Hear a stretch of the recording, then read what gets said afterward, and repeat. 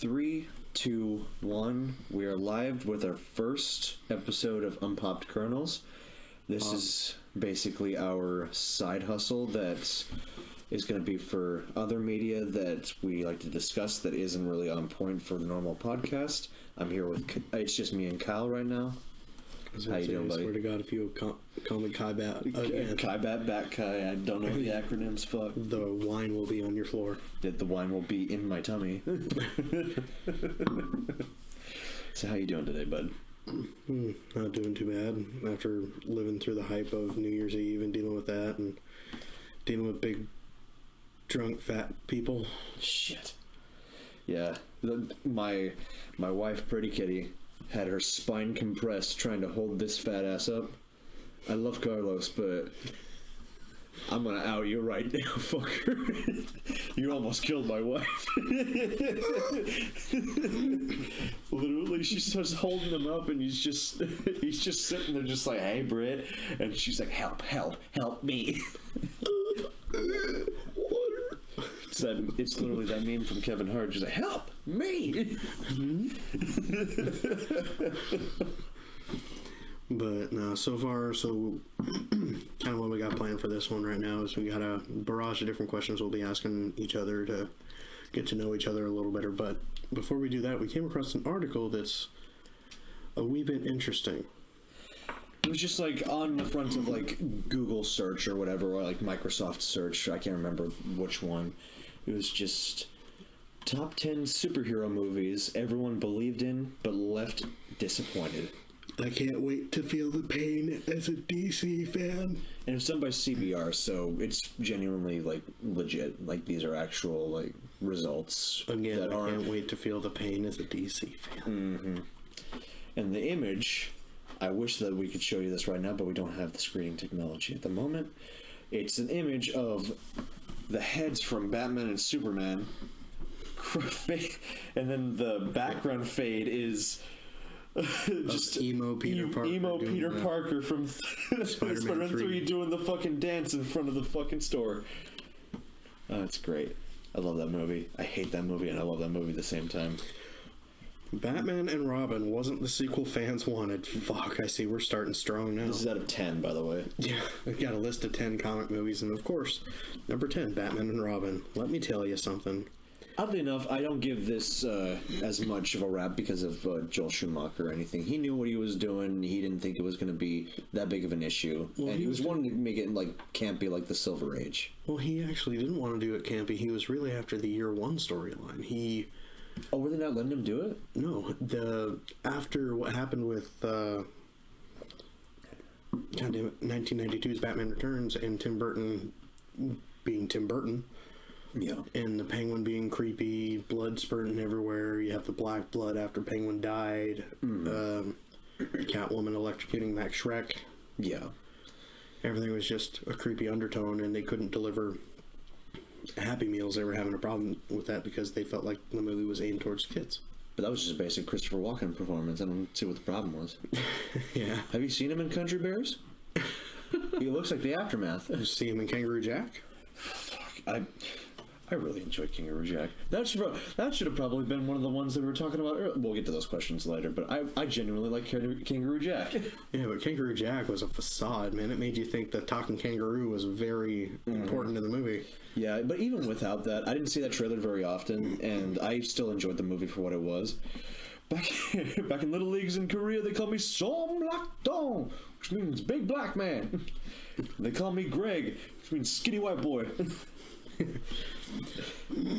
But nah, like with Joel Schumacher, you know what movies he was able to put out. I mean, fuck, he did The Lost Boys. Debatably one of the best vampire films that we have. Oh yeah, and it spawned Buffy the Vampire Slayer, probably one of the best vampire TV shows, honestly. And then Joss Whedon took it over, and he ruined it just like he ruined the Justice League, which I'm willing to bet my left nut is on this list. Probably. I would not doubt it. Talking about leaving disappointed. But I heard people walked out. For good reason. Batman smiled, for God's sake. They saw the smile and it wasn't terrifying. It was just like...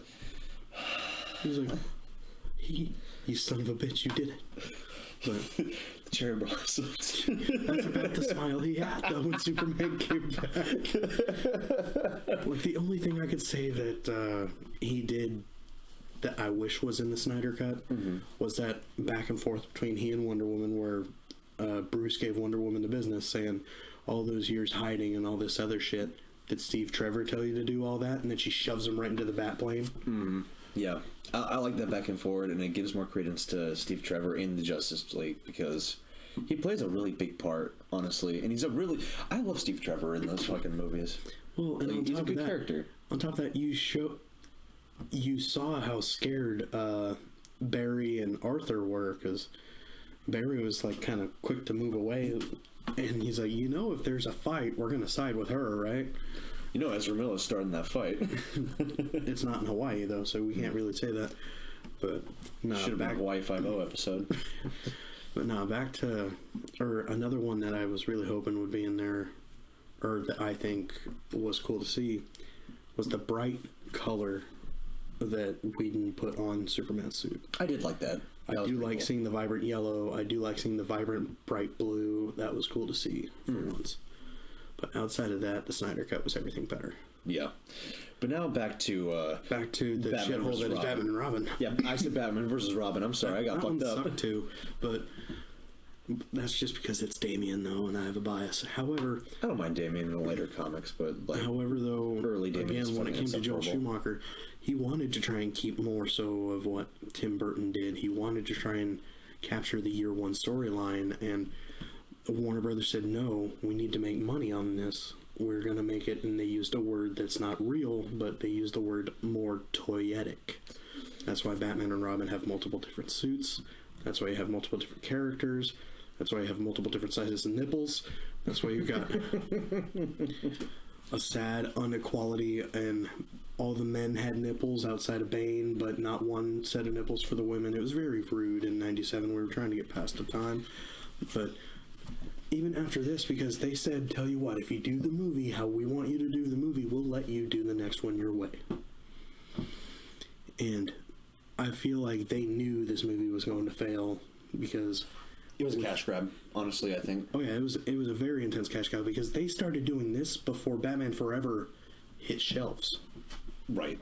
They moved right into it before even having a real story. One thing, I genuinely enjoy Arnold as Mr. Freeze. So do I. I actually think that it wasn't a bad casting. Fuck all of you. But this is the biggest argument I get all the time is, Schwarzenegger ruined the movie. Schwarzenegger was debatably the best part. It was his writing that was awful. Yeah. The ice puns were done to death. I get if having like one or two, because one or two of them are genuinely all right. Mr. Freeze makes ice puns. They're like genuinely like dry puns, but he does make them. Like, yeah, just not every time you see him on screen. Then it gets boring and dull. Mercy, I believe my condition has left me cold. To your pleas of mercy. Yeah, see, like that one, you can keep that one. That one works. Like that one genuinely feels like from Heart of Ice or something like that. Yeah, or like you'll feel the icy cold of space. That one kind Revenge is a dish best served cold. That's from not Heart of Ice. It's that's from. It's the first episode he's introduced in. If I remember right, it was called The Heart of Ice. Was it Heart of Ice? I'm pretty sure. Then what was the one? What was the movie? Sub-Zero. Oh, okay. So it was Heart of Ice. Okay. But not because after Batman and Robin, he wanted to make a movie to where Dick Grayson was gone. He was basically Nightwing at this point. He's still hanging out in Gotham because they didn't want to utilize Bloodhaven, but he was still on his own, being a vigilante on his own, and that's where Nightwing came in. Yeah, you need a lot of shit to establish Bloodhaven as like a place. Well, because you also had him in the Nightwing suit. Basically, he would have just tore off the cape and made it blue. Yeah. And then Batgirl was going to have a more prominent role. It was going to be Batman. It was still going to be Clooney, sadly. But I think that Clooney, if given the right direction, again, this is probably the same problem with how Arnold was handled. It was like bad writing. It was bad writing. It was sped along. If Clooney was given the right, here's the step in the right direction, I think he could do a good job. Well, see, here's the thing though. When it came to Clooney, he was an all-right Bruce Wayne. He fit the Playboy persona. He had that attitude. He's got the charisma. Definitely. Well, he's got the coif in his hair. He's got the experience style. He looks Never like the Batcave without it. He shut the fuck up. That stupid ass credit card. A bad credit card. You don't have it. $3 million. I'll take it from you. $4 million. $5 million. Bad credit card. Never leave the back gate without it. Yeah. Batman expires forever. Huh? But no, and then... Perfect example of this movie. Yeah, and then after that, he wanted his next row of villains to be Scarecrow. He wanted his next bit of villains to be Scarecrow, possibly Killer Croc. My cat's scratching the shit out of my leather couch, and Harley Quinn. I'm gonna beat her. Ooh. Not really, but I feel rage. I'm mad. Where's the squirt bottle? All over there by your wife. Oh boy. Okay. So out of reach of you. Yeah. She knows it. Just throw the wine glass. Throw the wine glass at her really quick. Then I gotta deal with the carpet. Anyway, back to it. Sorry. But no, because he wanted Scarecrow in the movie, and it was possible that it could have maybe been like Nicolas Cage, or it could have also been Jeff Goldblum, which could have been really interesting. Mm-hmm. And again, you could have had somebody like Killer Croc on there also, but they wanted to make a scene in the movie that would have been the most expensive scene ever made. That scene itself would have costed at least $13 million. And it was a scene in the courtroom that basically, after Scarecrow gassed Bruce Wayne, he was in the courtroom like that episode of the animated series where they're all judging him, and it's all of his old villains. They would have brought back Nicholson as the Joker. They would have had DeVito and Catwoman back. Or Michelle Pfeiffer, thank you. You would have had a hallucination of Riddler because he was still alive. You would have had Two-Face there as like the opposing lawyer. You would have had Mr. Freeze and Ivy in this hallucination. So just the fact of having like the star power was like mainly the most expensive part of this scene. Yes. And it would have also started Harley Quinn, because they wanted Harley Quinn in the movie as well. And like, this is before she was like a fully established like movie character. She was like in the cartoon a little bit, but she was made for the cartoon. Yeah, she was originally made for the cartoon by Bruce Timm, and that was... Fantastic choice, by the way. Oh, yeah. And I think she was in 1993 or 94 after the movies started getting going. Mm-hmm. But unfortunately, their casting options for that were piss poor, because you either had Courtney Love, the bitch who killed Kurt Cobain, or, yeah, she did it, or Madonna. Yeah. Thank God we have Margot Robbie. Seriously, Margot Robbie saves those fucking movies, honestly. She's the best part. She's realistically the best part of those fucking Harley Quinn movies, honestly. Yeah. I really like her. She's fun. She's really fun. She captures the fun party girl essence of Harley Quinn. It's like probably the B plot of Birds of Prey is probably my favorite thing, with the fucking egg sandwich. With her being pissed off about the sandwich. Because it's relatable. I get pissed. Take away my sandwich, I get fucking mad. For real though, because it was the last bit of your money. It was the one thing you're looking forward to all day, and somebody fucks your sandwich out of your hand, and you're just like, I'm gonna beat your ass. I don't get paid until Friday, bitch. And it's Monday. I don't have Cash App. Fuck you. But nah, like Batman and Robin, it was way too campy and fun. You know, it's sad when you can watch the Adam West version of Batman and have more serious tones. Yeah, and this is also going on a tangent, but I legitimately like that movie, the Adam West. I love Batman the Adam movie. West one. Oh, it's great. It's also an ensemble movie. Yeah, because you had a very fun, experienced cast. I love Cesar Romero as the Joker. Oh yeah. A very Silver Age Joker, but it was like, that's fun Joker. That's like, if really I remember right, it was Lee Merriweather who was playing Catwoman in that one, not Eartha Kitt, and the not one the where she other had one. the dress and everything. Yeah, and then you had Frank Gorshin as the Riddler, which is what Jim Carrey based his Riddler off of, being campy, bouncy, and fun. Yeah. And Burgess Meredith is a Penguin, the guy who the Penguin to me. The guy who coined the wah, wah, wah, the actual noises. The noises I picture Dick Cheney actually saying, like, off screen. The noises he does say on screen. Gotta get in there and go, that's just when his pacemaker shorts. Slim Shady was onto something. Put a shock to your system. But yeah, Batman and Robin, wasn't the sequel fans wanted, that's for goddamn sure. At least with Batman Forever, it was such a hard left turn from what Tim Burton already had, but Burton was still willing to stay on as a producer, so you still had that kind of darkness tone to it. Yeah. Which is why I like Val Kilmer as Batman. He had the very nice look of Bruce Wayne, but I felt he was a better Batman than Bruce Wayne. Whereas with Clooney, I felt he was better Bruce Wayne than the Batman. Oddly enough, the only Batman we've had with blue eyes that's accurate to the comics. Val Kilmer, yeah. Yeah, only one. Everyone else has been brown. Yep. And a lot of like that seems to be like, this is coming from the Panda Red on TikTok. Great TikToker, does a lot of comic stuff, and he's amazing. I love his comic knowledge, and he's very funny. And you already know him, dude. I've shown you a few things. The main thing that he was getting at was like, Batman has these like piercing blue eyes, and this is going into like accuracy as far as the comics go. This has nothing to do with like Batman and Robin, but it's something that irks me as soon as he mentioned it. Like, just none of the Batman have had like blue eyes or anything, or like have that similarity to Superman or something like that. Just like those little details that you can use for future stories that just aren't there. Well, I mean, hell, even Henry Cavill doesn't have blue eyes. But he doesn't, does he? Oh my god! But he's still the best damn Superman we've had in a long time. Legitimately, yeah. Shits and giggles. All right, let's continue on. Right. We've bitched about Batman and Robin enough. I will still watch Batman and Robin and still enjoy the movie, but it is a garbage movie. Just like honestly, Batman Forever irks me more than Batman and Robin. How so?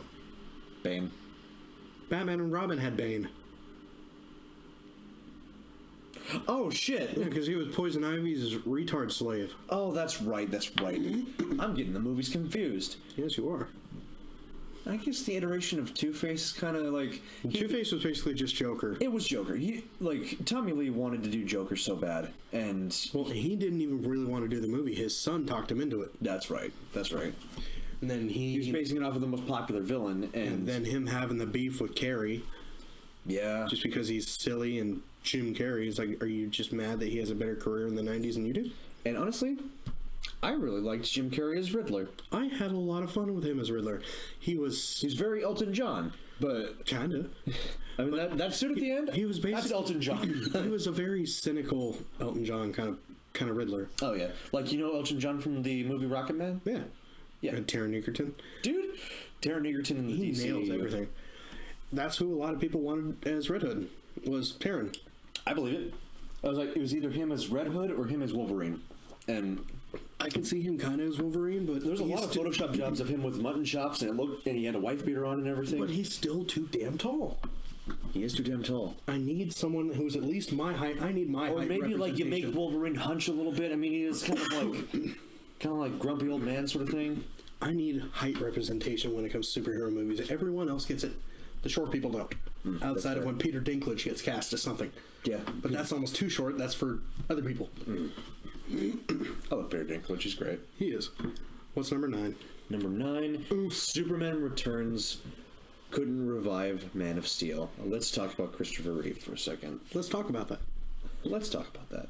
Superman Returns, for being in 2005, you also had a plethora of other dull movies, superhero-wise, that came out, and the only one that really stuck with everyone was Batman Begins. Because... can I cut you off for a second? Legitimately, my first DC movie in general was Batman Begins. And that's, like, legitimately one of my favorite DC movies. And I mean, it's a good place to start, because that was the only real Batman movie that felt like a Batman movie in that trilogy.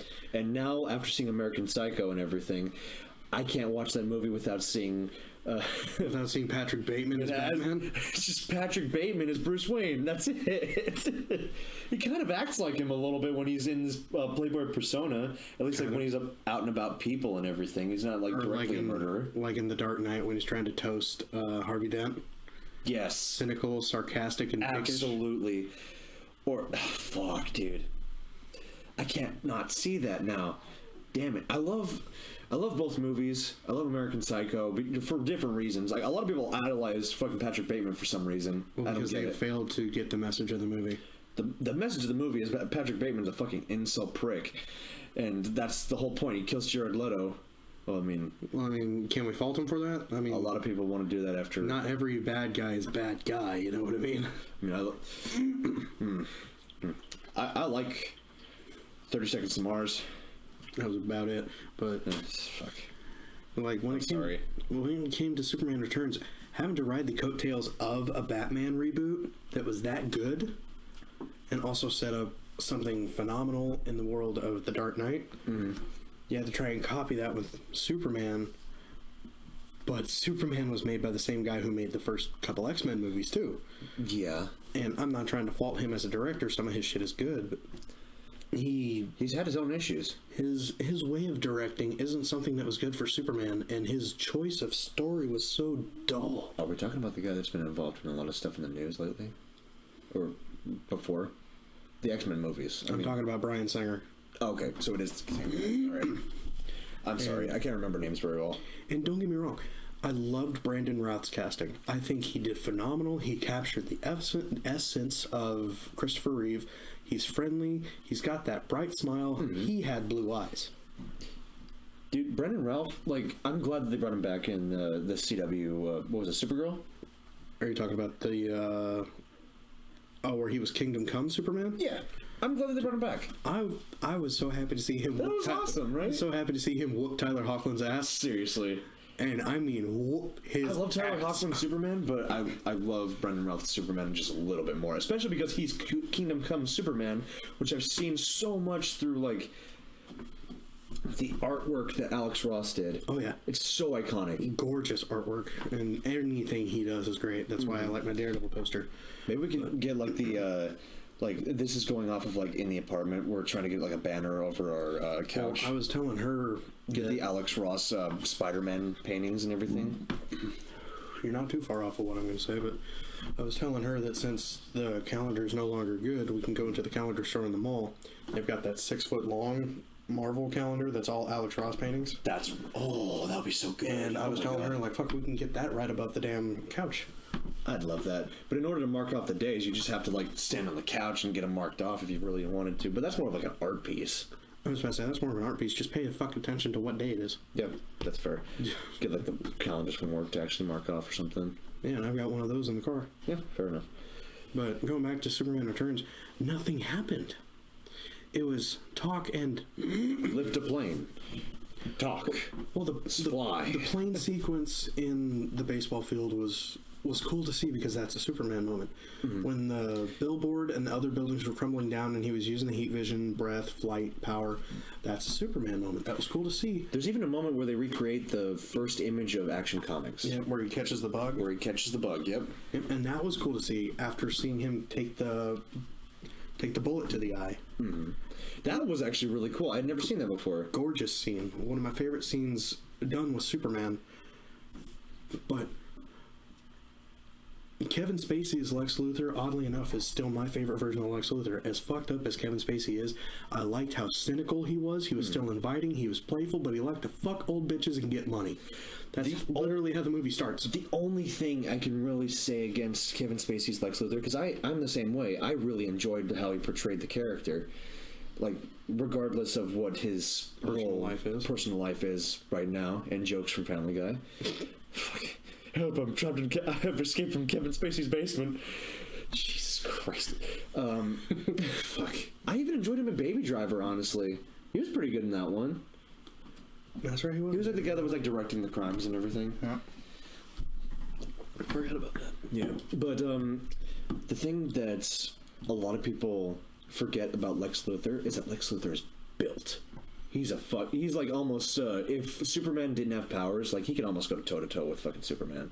And you felt like he could do that, especially when Lois and the kid were on the ship, and how he was yelling at her, getting really into the plan. That's why I like Michael Rosenbaum's version of Lex Luthor. But Michael Rosenbaum was the epitome of what Lex Luthor can be on the screen, and he was just perfection. Oh, yeah. And like, I could believe that version of Lex Luthor was the dad to Alex Luthor from Batman vs. Superman, which I have a feeling is going to be on this list. Sadly enough. I'm positive BVS is going to be on this list. But I'm ready to take my lumps, people. Anyway. Sorry, I know you like that movie. My problem is, DC knew they could hit gold. You could still cast Michael Rosenbaum and have him play Lex Luthor on the big fucking screen. If you were to go to him to play Lex Luthor instead of Jesse Eisenberg, movie would have fucking sold tickets. Oh, yeah. It would have easily broke the billion solely because He's got the look. Bald head, he looks perfect. He's got the experience. Just like, he's played Flash for years. I think he's played, like, opposite to Lex Luthor a lot. He's played so much in the DC world, and Michael Rosenbaum is just, he is Lex. And the closest one to come close to even complimenting him was Kevin Spacey. Really? I actually haven't heard of this. Oh, I mean, like, complimenting his performance of Lex Luthor by coming close to it. All right. But outside of that, like, Eisenberg can't hold the candle to it. Sorry. As much as I like Batman vs. Superman, Eisenberg's not holding the candle. And we had to talk about this over the podcast as well. And Yeah, it's just and- like, for an iteration of Lex Luthor that, like, I didn't expect to be, like, a second generation Lex Luthor. It's like, it's a new character. I'll give it I would give it a chance if I had known that going in. But not knowing that, it kind of confuses people. It does. It throws people off. And that's where the concept of having too much all in one movie really fucked with people. Yeah, especially having, like, as big a thing as, like, Doomsday to take away from everyone and making him a one-off Especially when you villain. had the option of Metallo. Metallo's a perfect, like, Superman villain, and then you would need, like, he's powerful enough to have several Justice League members take him down, essentially. It's like Kong, it's like Godzilla versus Kong. When they brought in Mechagodzilla, and then you have Kong and Godzilla not fighting each other, they're fighting the robot. Everyone likes to fight the robot. However, the biggest plot hole in Superman Returns that I still get irritated by to this day, Lex Luthor and he was already weak on the rock, as it was a rock made of kryptonite that swole in the ocean. Got swole, whatever, in the ocean. He gets stabbed by the kryptonite, so he's already weak, and he gets thrown into the water, and he gets helped out. With this, he gets helped out, and all right, cool. They got him far enough away from the place he could absorb the sun.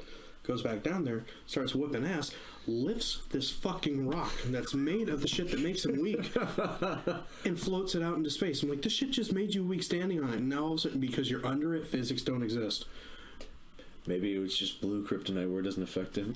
Like, look, you're using the same plot points. It's pink kryptonite. You're using the same stupid ass kind of plot holes that are that bad that happened like 2 months later in X-Men 3.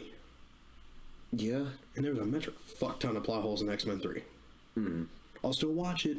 I enjoyed the hell out of the movie, but, like, It was wrong. it was the best version of Beast, As honestly. an X-Men fan, that movie was wrong.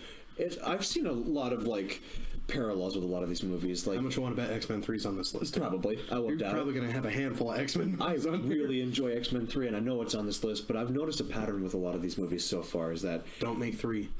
well, working in 3 is difficult because you have to outdo the other 2 that you've made, and usually the second one outdoes the first, not outdoes the first one, but it's like, it improves on the first one in a special way. That's how sequels work. Spider-Man 2 is the best example of that.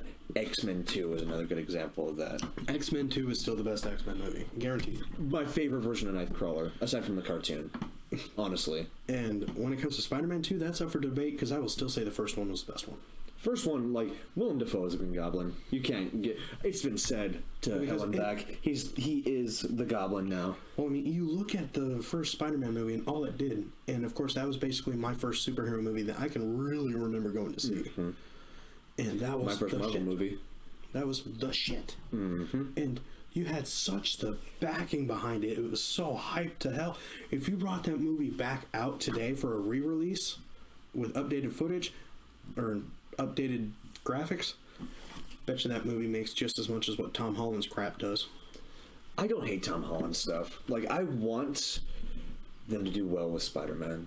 It's just going off of, like, whatever will make Spider-Man Spider-Man, because a lot of what Tom Holland's stuff is a lot of what made Iron Man. fuck yeah. But it's the same problem with how Man of Steel was handled with Henry Cavill's Superman. He wasn't written very well. And same with Tom Holland's Spider-Man. He wasn't written very well. They weren't written as Spider-Man. They weren't written as Superman. They were written as another character entirely. But So then what are you saying that Superman was written out to be? it was mainly... Fuck, how do I explain this? Superman, like, compared to the... Like what you were saying about Pa Kent. There's very that was wrong. very distinct differences between what Pa Kent would have done in the comics versus what he did in the movie. Hell, what he did in Smallville. Smallville, he was kind of like protecting his son from being seen, but like if he was doing good, he was encouraging him the whole time. Yeah, see, that's the bonus about Smallville is that you kind of had the it's best a of both pre-story. worlds. But yeah, Paul Kent was really my only real problem. You still had General Zod whipping ass. How would you say he wasn't Superman though? He's especially being on the first. I'm day. just saying, because Henry Cavill is probably the best casting for Superman that we've gotten in a long time. Long time. Brendan Routh, I would say, is a close second. A damn near tie, but I would still wish that he was built, but it makes sense for Superman to be a little bit more leaner because he's so strong. But what I'm saying as far as Tom Holland and Henry Cavill, they're both British. oddly enough, yeah. Still wear red, white, and blue suits. Yes. Supposed to be the representation of the modern day American hero. Yes, but we have Captain America, but that's more of like American ideals rather than the vision of America. That's more so what U.S. agent is supposed to be. Captain America, basically commissioned by the U.S. government. But that's going into a different sort of category. But what I'm saying is like perfect casting, weird decisions in writing. Perfect casting all belongs to the British. Yes. Loki. I like how they do Loki, though. Tom Holland. Tom Hiddleston. Tom Hiddleston. Tom Hardy. Why is it all Toms? What the fuck? They're all British, too. Robert Pattinson. Dude. Charlie Cox. Oh, it's not a bad thing. I fucking love these guys. I love all of these guys, too. They're amazing. Tom Hardy's a fucking sweetheart. Tom Hardy's Chad. Fucking... I'll watch anything he's in. God, he played the most violent criminal ever. And Charles Bronson was great. Charles Bronson's awesome. Zelda, I swear to God, if you knock over that chair, I'm gonna fucking throw that. She's like, I won't do it. She's doing the physical movements of me stuttering. Like if you played over my stutter with hers. All right, but yeah, that's basically all I got to say about Superman Returns. And then you, not to mention killer logo, yeah, iconic logo. I love the raised logo, the classic look, the bright, vibrant colors, and that was the only time I really actually liked seeing the briefs. By the way, Alex Ross inspired costume. Yes. But again, only time I really liked seeing Superman's red briefs. Yeah, that's fair. That was the only time I felt like it really helped complete the costume. Any other time, I think it's useless. Do you know this thing of trivia? I've always been curious about this. What's up with the briefs? Like, what started that? Was it just like the sort of like Tarzan sort of mentality where it's like the loincloth strongman sort of thing? Or kind of. It really goes back to like the, for lack of a better term, freak shows and side shows, circus and strongmen and the, I've watched Freaks before, and Strong Johns and shit. That was just something that they did at the time, and especially at the time of the design in the 30s, the 20s, the 40s. That was what a lot of the Johns would wear. Mm-hmm. So, hence Metallo's look in Doom Patrol. Yes. Stop messing with the poles. The poles. Anyway. So, let's move on to the next one. What's on 8? Number 8. Spider-Man 3. Yep. Here we go. How is this not higher on the list? Get on up! Yeah! Probably my favorite scene of that movie. I love Bully Maguire. Bully Maguire is like my favorite meme that's come out of that fucking movie. Oh my god. Or just in general. Sorry, the cat's being a little shit. So let's get out of here. Get out of here. I love you. Get out of here. Spider-Man 3 had a metric fuck ton going on with it, and much like how Halloween ends, there was a lot of things that this movie didn't know it wanted to be, and at the beginning of it was an actual Spider-Man film. You had so much more... It suffers from the Batman Forever syndrome. Mm-hmm. To where it's not so much about the hero's journey, it's more so about how can we make the villains the head of the story. Mm-hmm. And you have sort of like a sympathy to where... Granted, the Sandman did it way better. I love Thomas Hayden Church in this fucking movie. But they kind of made Sandman out to be kind of like what the Riddler was. You gave him sympathy. He was a person who wasn't seen and this and that. and he was trying to do good by himself to do better for the world, but it was all going to waste. basically. Yeah. And He was filling up space in an office. and whereas Venom was loose, chaotic, just a dickhead to be an asshole. And then Sam Whereas Raimi didn't even Tommy want to do Jones- Venom in the first place. He didn't, and that was Avi Arad's problem. He's like, you have to push the symbiote. Everyone wants to see the symbiotes.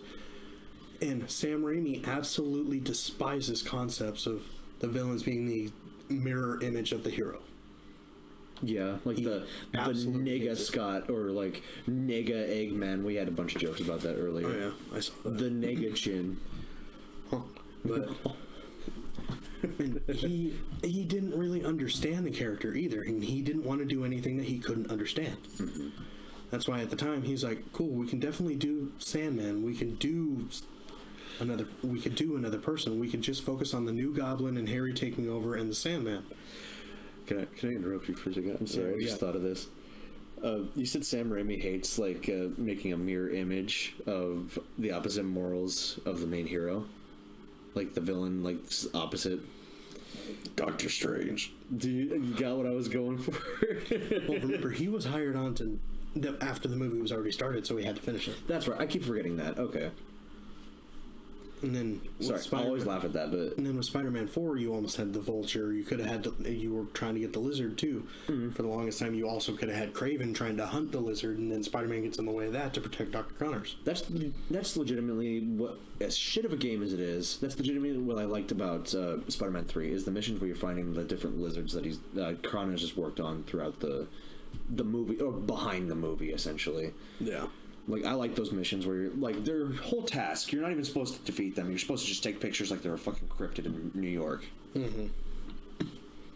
Giant lizards! Giant lizards!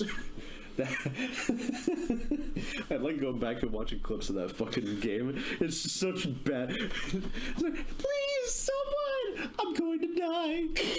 Like, you know it's a bad movie, especially a bad portrayal of a villain, when the video game based on the movie did the villain better. Yeah. Look at how Venom was able to get Sandman. It was cut out of the movie, but in the game, Venom already abducted his daughter who needed medical help. Yep. And she was away from her tank. That's fucking Eddie Brock. And she was away from her medical tank. She couldn't be away from it for too long. And it's like, either she dies or you give me what I want. And I'll kill her in front of you. I believe that's fucking Eddie Brock underneath the symbiote's influence. Like, that's legit. Did they get Topher Grace for the game? Yes. They got everyone for it. I think there's one or two people that didn't match their people, but at the same time, why wasn't that written for him? If he was to do that, that alone would have saved him being Beetlejuiced in the movie. It honestly, like, I think it was because of the fact of, like, the Batman Forever syndrome where they were trying to market this towards kids. I mean, that's scary shit for a kid. Like, this child essentially, like, I'm gonna fucking kill this kid unless you give me Spider-Man. Well, see, and that's not really so much what I'm scared of. They were trying to cram too much all in one. They were doing absolutely. They were doing a BVS problem or Batman and Robin problem. A lot of Batmans to do with this, but it's because they want everyone to notify, like, there's so many fucking iconic villains and we don't know if we're gonna get another movie, so fuck it. We got Rhino, Goblin, fucking Electro. I'm going out for Amazing Spider-Man 2. Fuck it. But I wanted to love the movie so much. You had the bright, vibrant red and blues in his costume. My God. Probably the best version of his suit so far. Absolutely. At first, I hated the black design because I'm like, it's so far different from what it's supposed to be. Why couldn't you do just the all black? And if it was like how fucking Topher Grace's suit is, like, he has the spider, but it's extended out, or it's like extended legs and shit. It's supposed to emulate the old costume. That would have been great for Spider-Man's costume, and then on Venom's, it's just more exaggerated. Well, like, I wish that as much as I love the 3D webbing on the suit, you could have done away with that. I wanted it all black with the spider logo on it, like what everyone knows. And with Sam Raimi, he's like, it just looks too much like a GIMP sex suit. I want it out. Yeah. Even though that's kind of what it's meant to be. But And also, like, one thing... Also, it's in the comics. Like, Black Cat finds it sexy. That's the whole point of it. Yeah, see, She makes him a fucking suit that's based off of his symbiote suit. Yeah, see, and that's another thing. I feel like adding Gwen Stacy in this movie... It was not necessary. Wasn't really the right move. I think adding Felicia Hardy probably would have been better. Absolutely. Because then you also have the symbiote with... You could have her lead into the fourth movie, essentially. It's an established character that we know about. Black Cat was also supposed to be a for sure product of the Spider-Man 4. Mm-hmm. And without the symbiote, there's really no uber attraction. But that was like more so when it was introduced that she was supposed to be the Vultress. Yeah. That was another thing. Was that Sam Raimi's doing?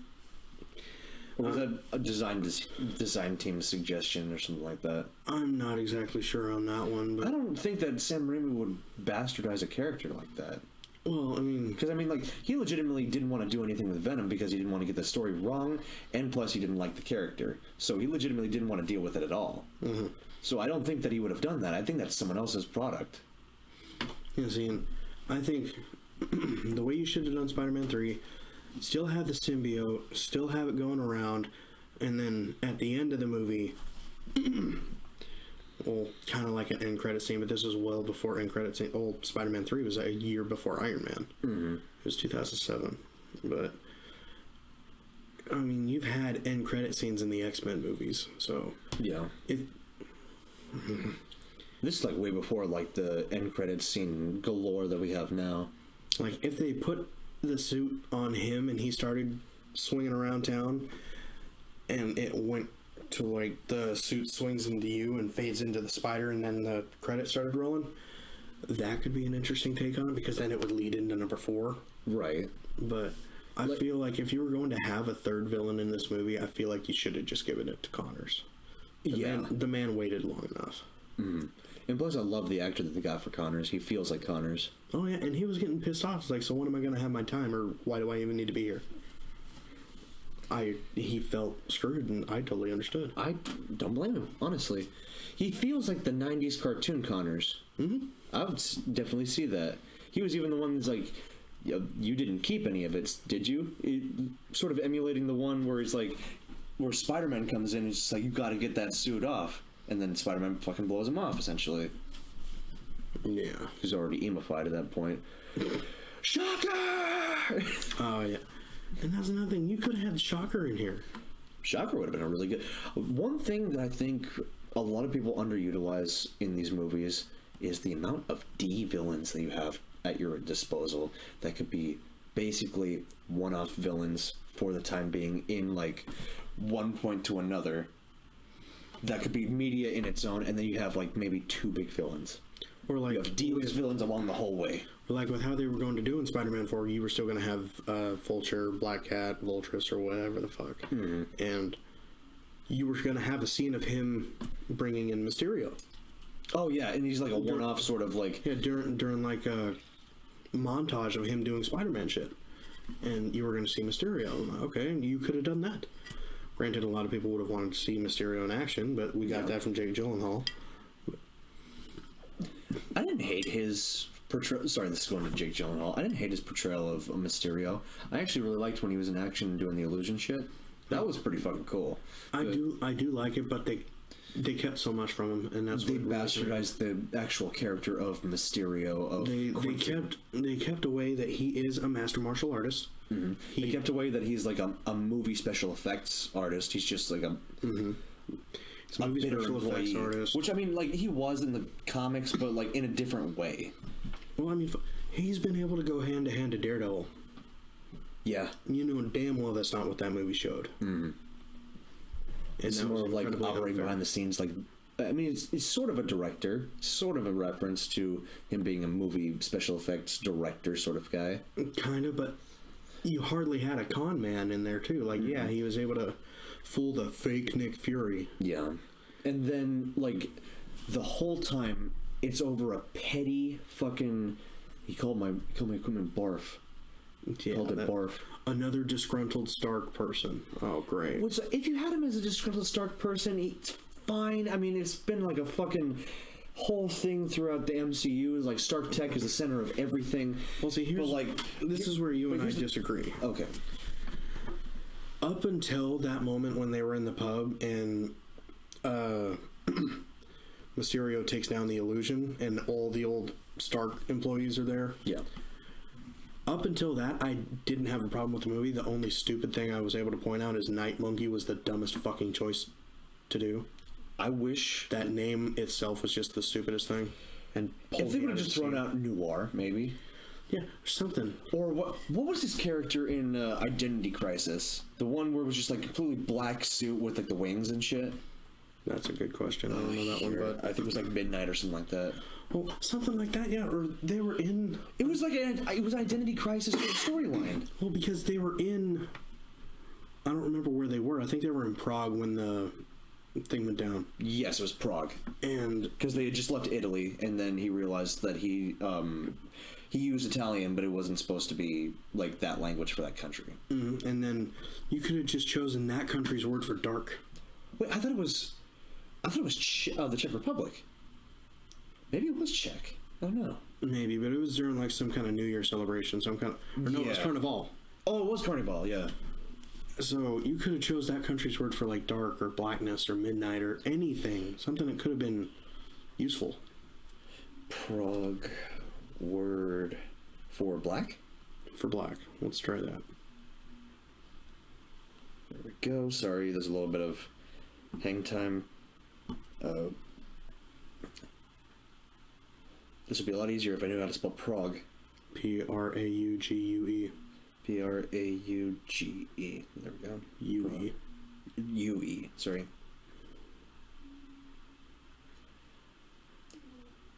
It's like Sierna. It sounds pretty fucking elegant. Sounds fucking... Actually, Sierna, I could see that as a fucking superhero. Like, maybe like a low-tier superhero, but... Well, because it was a throwaway suit for a throwaway gag. Typical Marvel movie crap, but... Just like, what's your name? Sierna. Like, he's pretending to be from, like... From the area. From the area, yeah. He's a local superhero or something, and he just literally lists off the first thing he notices on his suit. He's like, black. Night Monkey. Really? Fucking Night Monkey. Does it... Oh, wait, I thought someone else coined that. I don't know, but... I thought it was because Ned. Ned Like, was the one that said... Monkey. Yeah, Ned was the one that said it. I'm like, dude, you're the guy in the chair, and that's what you go? I would like to strip anything I said from the record. Are you too horny next to Betty Brant to think straight? The CEO of Sex doesn't have time to think of semantics. That's right. The CEO was next to me. But and I'm excited for Sex 2 to come out. I mean, I think we said enough about Spider-Man 3. Okay. I genuinely enjoyed the movie, but it has problems. It is a guilty pleasure movie of mine, especially if I'm running a marathon or if there's a new Spider-Man movie. Yeah, absolutely. I have to watch them all. Hellboy. It's 2002. I was about to say, read the rest of it before you react. Because Hellboy is genuinely one of my favorite movies. He's one of my favorite comic characters in general. Let's say Hellboy 2019 had the right elements but didn't put them together properly. I totally agree with that. Yes. I honestly agree with that. Did you watch the movie? Oh, yeah. I bought it. It's not here. Mom, I bought it for Dad. I was like, ooh, can we watch it? Fuck. No. Because, like, I like what they incorporate. It's very accurate. Like, the fucking story's accurate to the fucking comics. Yeah. But which comics are you wanting to go off of? This one, that one, a little of this. Because generally, all four of these fucking storylines, essentially, they incorporate into it, are from, like, 7 of the books that they've incorporated over the years. Mm-hmm. Mike Mignola, like, made masterpieces, and they're just like, take pieces from this, take pieces from this. Oh, we're back in time. Put in the fucking lobster. Let's put him in there. The fucking mercenary for hire for killing Nazis and shit. They got Nazis. I'm the fucking exterminator. It's like, well, and then on top of that, you had Mila Jovovich, dude. I didn't expect her to be in this movie. Paul W.S. Anderson. That's all you need to know. The guy who made your Resident Evil movies. Is this guy? Yes. And he suffers from the Rob Zombie disease. Every movie he makes, his wife's in it. Except, thank God Mortal Kombat was made before he met her. Except here's the difference. I genuinely enjoy Rob Zombie movies, but out. That's where you and I differ. Like, you have the problem with Rob Zombie, I have the problem with W.S. Anderson. Well, we both have a problem with W.S. I was Anderson. about to say, I fucking hate Paul W.S. Anderson, except for the first Mortal Kombat movie. Perfection. Almost perfection. The one thing well, I mean, you can claim it either way, good thing or bad thing, and whoever critic is rating his movies, he'll just go and fucking fight him in a boxing ring. That's literally a thing. Have you seen that? Oh yeah, I've seen some of those. They're kind of funny, actually, but like, dude, I don't give a fuck. What I wish it was a different dude, like I don't give Tim a fuck Burton what and that you shit say, or man. something. Like, I make the movies for me. That's fair. Okay, like I will credit him that way. He was so hell bent on doing things his way. yeah. They basically just gave up and said, "Fine, you're still making money somehow, so do you." And my wife exists, so like Resident Evil will still keep existing. No matter how shittier and shittier the movies get. I like those movies for like shitty sake. The first one's actually like genuinely I like it. I have fun with the first one, but I like the second one more because you had Nemesis, you had a hell of a lot more chance to see what the T-Virus did to everybody. Yeah. And you had everyone targeting, plus you saw Jill. Yeah. And one thing I'll give the fucking movies that I will not give to fucking Welcome to Raccoon City. Like, I love Raccoon City's zombies. Like, they look legitimately from the game. But the fucking lickers look so bad. And the ones from the W.S. Anderson movies, I genuinely like. They actually look accurate to the fucking comics. CG's fucking horrible. But they look accurate. For the longest time, I thought they just had a crossover with Spider-Man. I thought it was Carnage. Kinda. I mean, they do. I was 7, people. Fuck off. But A lot of us were really young when those movies were coming out. I mean, Spider-Man 3, I was in 5th grade. You were like in middle school or something like that? I was in like 7th grade or something like that, yeah. Okay. Yeah, I was like maybe 11. Yeah, because 8th grade was 08 to 09, and 2008 was The Dark Knight and Iron Man. And this is getting back to Hellboy 2019. I love David Harbour. I love the actors that they put into it. Mick Shane, I think, was miscasted as the dad. Fucking A, hell yeah, he was, but You can't beat out the original Hellboy's, like... Like, I hate how they did David Harbour. He's such a good actor, and everything he does, and even from what I've seen you Playing guys a badass Santa Claus. that's where I'm going here, and even with what you guys told me about Violent Night that I still haven't watched, that I probably still won't for a while. It's so good. And it's everything he does is just fun. Even when he was Red even Guardian. when he was Red Guardian, exactly. I had a lot of fun with him. He's silly, but he's that kind of silly that I expect out of Marvel. Oh, yeah. But actually done in a serious tone, where he's just a doofus. Mm-hmm. I fucking love his character in that. He's probably one of the better parts of Black Widow, honestly. And the movie isn't too bad going back to it, like a So the retrospective. movie itself, I actually had a decent amount of fun with. The plot was okay. It's like an early Marvel movie. It was my biggest, kind of, yeah, but my biggest problem with it was made too little too late. You knew how the movie was going to end because she already passed an endgame. If this was made like around the time that you had Incredible Hulk, you had fucking Iron Man, you had Captain America, I think it would have done really well. Well, see, like, if it was done after the first Avengers, even after Age of Ultron. You give her some context about where she came from, essentially. Yeah, like, you already have the possibility of talking about Budapest or doing the Czech Republic missions or other Black Widows being incorporated. I would have liked a Hawkeye... you had to wait over 11 fucking years to give her something. I would have liked a Hawkeye Black Widow team-up movie. I think that would have been pretty cool. Something, like fucking spy movie. That's legitimately a spy movie. But whereas Hellboy didn't nail any of those, and I hate that David Harbour almost didn't become the Red Guardian because he was so scared after fucking this up. Yeah, but luckily people had faith in him because it wasn't his fault. He was genuinely giving his all, going to fucking training and getting built for this role. He was preparing. He also swore up and down and gave it his all that it was his fault. Oh, that's sad. He's such a good dude. He got so depressed on this. He's such a good dude. It's not his fault. It's the writing's fault. But due to fans of DC, Marvel, the unity of comic fans that aren't at each other's throats due to the movies, gave him the promise and hope that he needed to try again. Exactly. And I feel like we did with Brendan Fraser.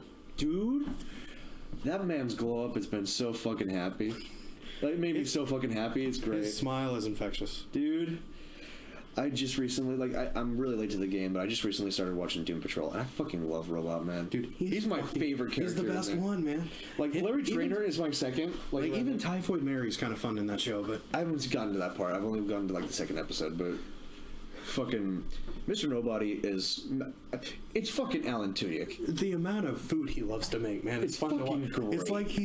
It's like you're watching a Goofy movie, and he's just making every bit of thing in the kitchen. Mm-hmm. And he's got. I love the chief. He's equally asshole as he is a caring dad. Mm-hmm. What was it? Elastic? Is she still named Elastigirl on the show? Because I don't think they've name dropped her yet. I'm pretty sure that's Typhoid Mary. The blob lady. Mm-hmm. That's Typhoid Mary. If I remember right, I might be wrong. I thought she was named Plastic Woman. Okay. Or not Plastic Woman. Fucking Elastigirl. What? I just realized the chair is out of its socket. Oh shit. Yeah, best be careful with that. A lot of these are coming out of their sockets apparently. It's old chairs. Paid $200 for. You got Jude. It was an old couple. I don't think they knew what they were selling. Oh yeah, that's right. We got this from the old people. It was a very old people, yeah. But honestly, the story was okay. The CGI was very off-putting. Knowing that the main villain was going to be Mila Jovovich as the Baba Yaga, and after watching the John Wick movie... Oh, she wasn't the Baba Yaga. Baba Yaga was a separate character. I'm almost positive that's who she was playing in this She was the Blood Witch. Baba Yaga was in a chicken house, and then that was literally a fucking, an A, B, C, D plot that was in this fucking movie? Yeah, and that's another thing. You had too many stories going on. Mm-hmm. That's what threw me off, is if you had one story and you had multiple movies with these fucking plot lines, hell, you can have 2 plot lines in one movie, maybe. And then that would a half-hour sitcom can make 2 plot holes. Yeah, those comics aren't very long. Those fucking graphic novels for Hellboy aren't very long to read. I mean, you could fit those stories in there as long as they fit in the same general area. You can have... the Tale of the Hangman, I forget what his name is. He's the Gallow Walker or whatever. It's the ghoul that steals dead bodies. Mm-hmm. And then you can have the vampire luchador story. I'm all for that shit. That was awesome.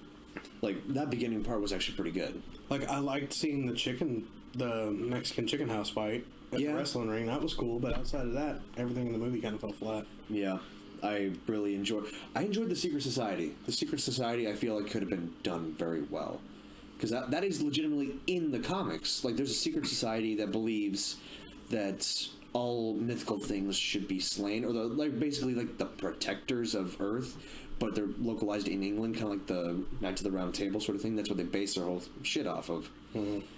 And then at some point they do turn on Hellboy because no evil should exist in the world, at least right now, or ever. They're zealots essentially.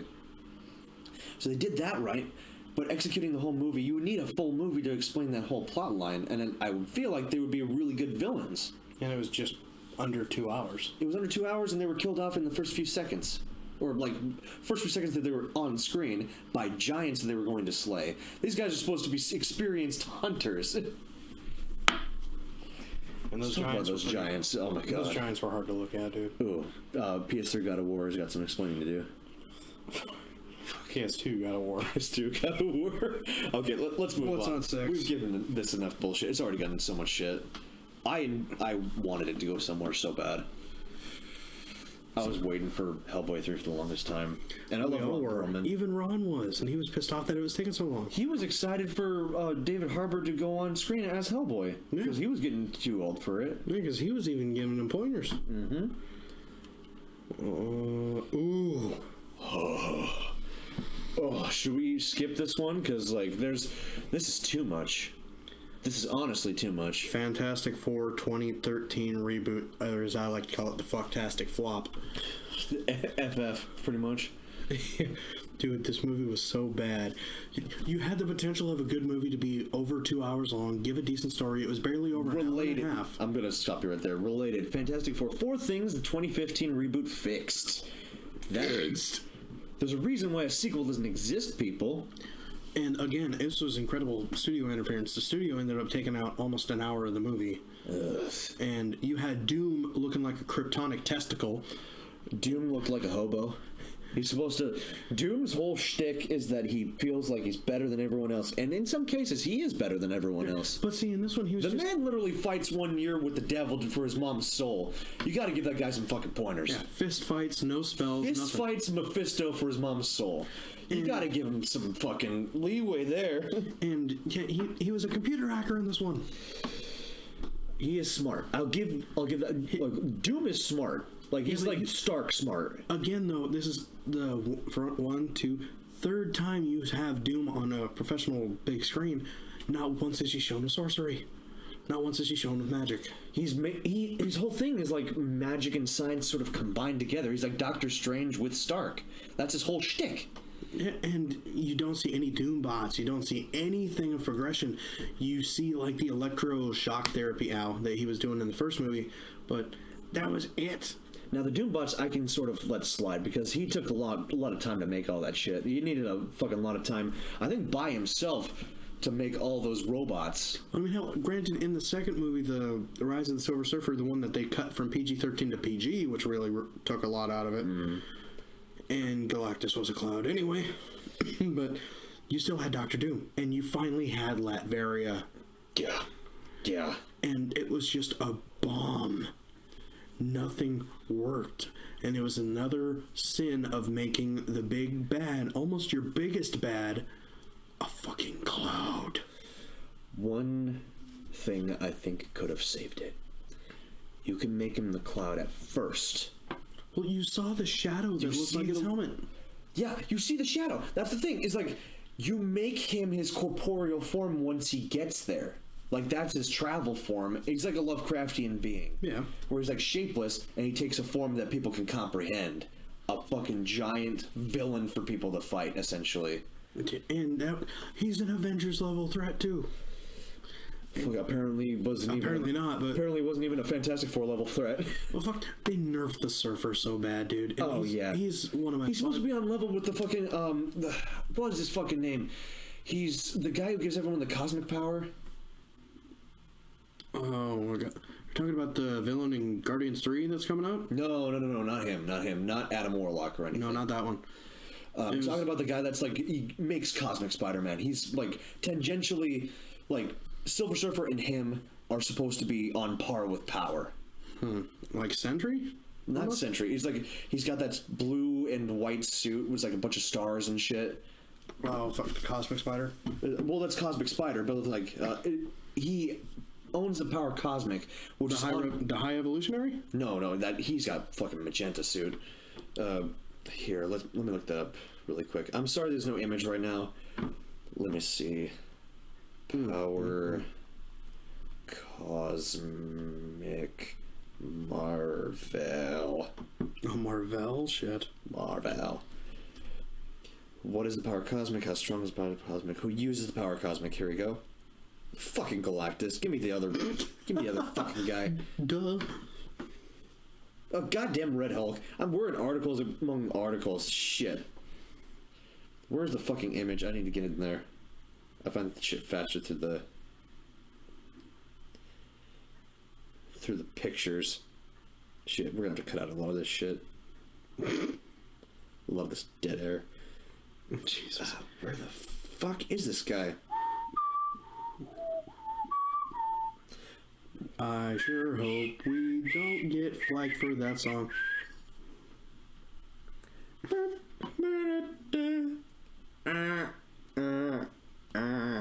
I can't fucking find him. Anyway, I know he exists. He's the reason that Cosmic Spider exists. Fish do not like coffee. There you go. We'll fill the dead air with stupid jokes.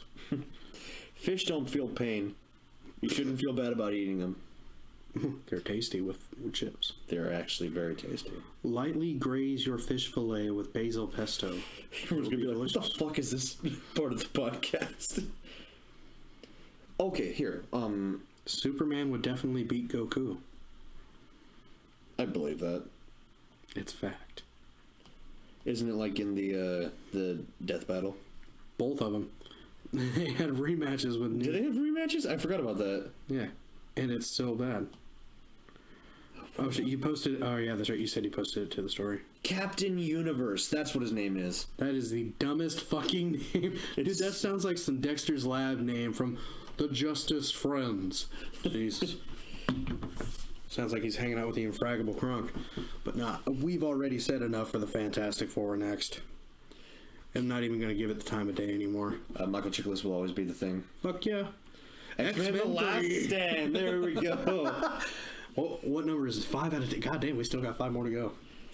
X-Men 3. We'll probably make the questions another episode. Yeah. We'll maybe do that tomorrow. Sure. Oh, it's like 108 right now. Shit. Yeah, this is what he looks like right there. This is legitimately like the costume that he would use. Okay. And it's flashed between different people. It's like the Phoenix Force, essentially. Yeah.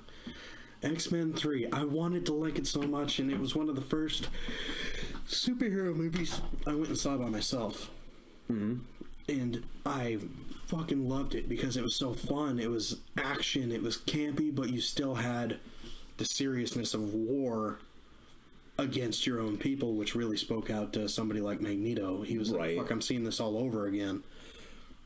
One thing... are we just going to start with positives and then go into the negatives? There's a long list of negatives. So let's get the positive out of the way. Best version of Beast I've seen in the fucking live-action take. Absolutely, and I really hope Disney listens to Kelsey Grammer, because I'd hate to see Disneyland without Kelsey Grammer. Just like the language, the poise that he puts himself on, and not to mention that version of Beast is in Days of Futures Past. Yes. And he's still played like the fucking... He's like a smartass, but he's like really hold himself to a high regard. He's very intelligent. I love his fucking use of words. But then at the point where he's just like fighting and he just tries to get the words out, he's like, "Oh, you get the point." That's Beast. That's fucking Beast, and he fights like an animal. It's great. As opposed to Nicholas Hoult in the new trilogy, to me that was just blah. It didn't feel like Beast. It felt like some other character I can't name, but he must be real memorable. Yeah. But you had the mutant cure. I'd rather have Maggot in the X-Men universe, honestly. And his whole thing is that he digests with worms. Like, you had the mutant cure storyline. You had the invasion. You had the full army of the Brotherhood of Mutants. You had the Juggernaut, which could have been done a little bit better. I'm not going to lie. I like how Vinnie Jones did it. Mm-hmm. I have fun with it. I like how Ryan Reynolds did it a little bit better. Yeah, and it was Ryan Reynolds fighting Ryan Reynolds, tearing Ryan Reynolds in half. Yep. I will break you now. But I'm gonna rip you in half now.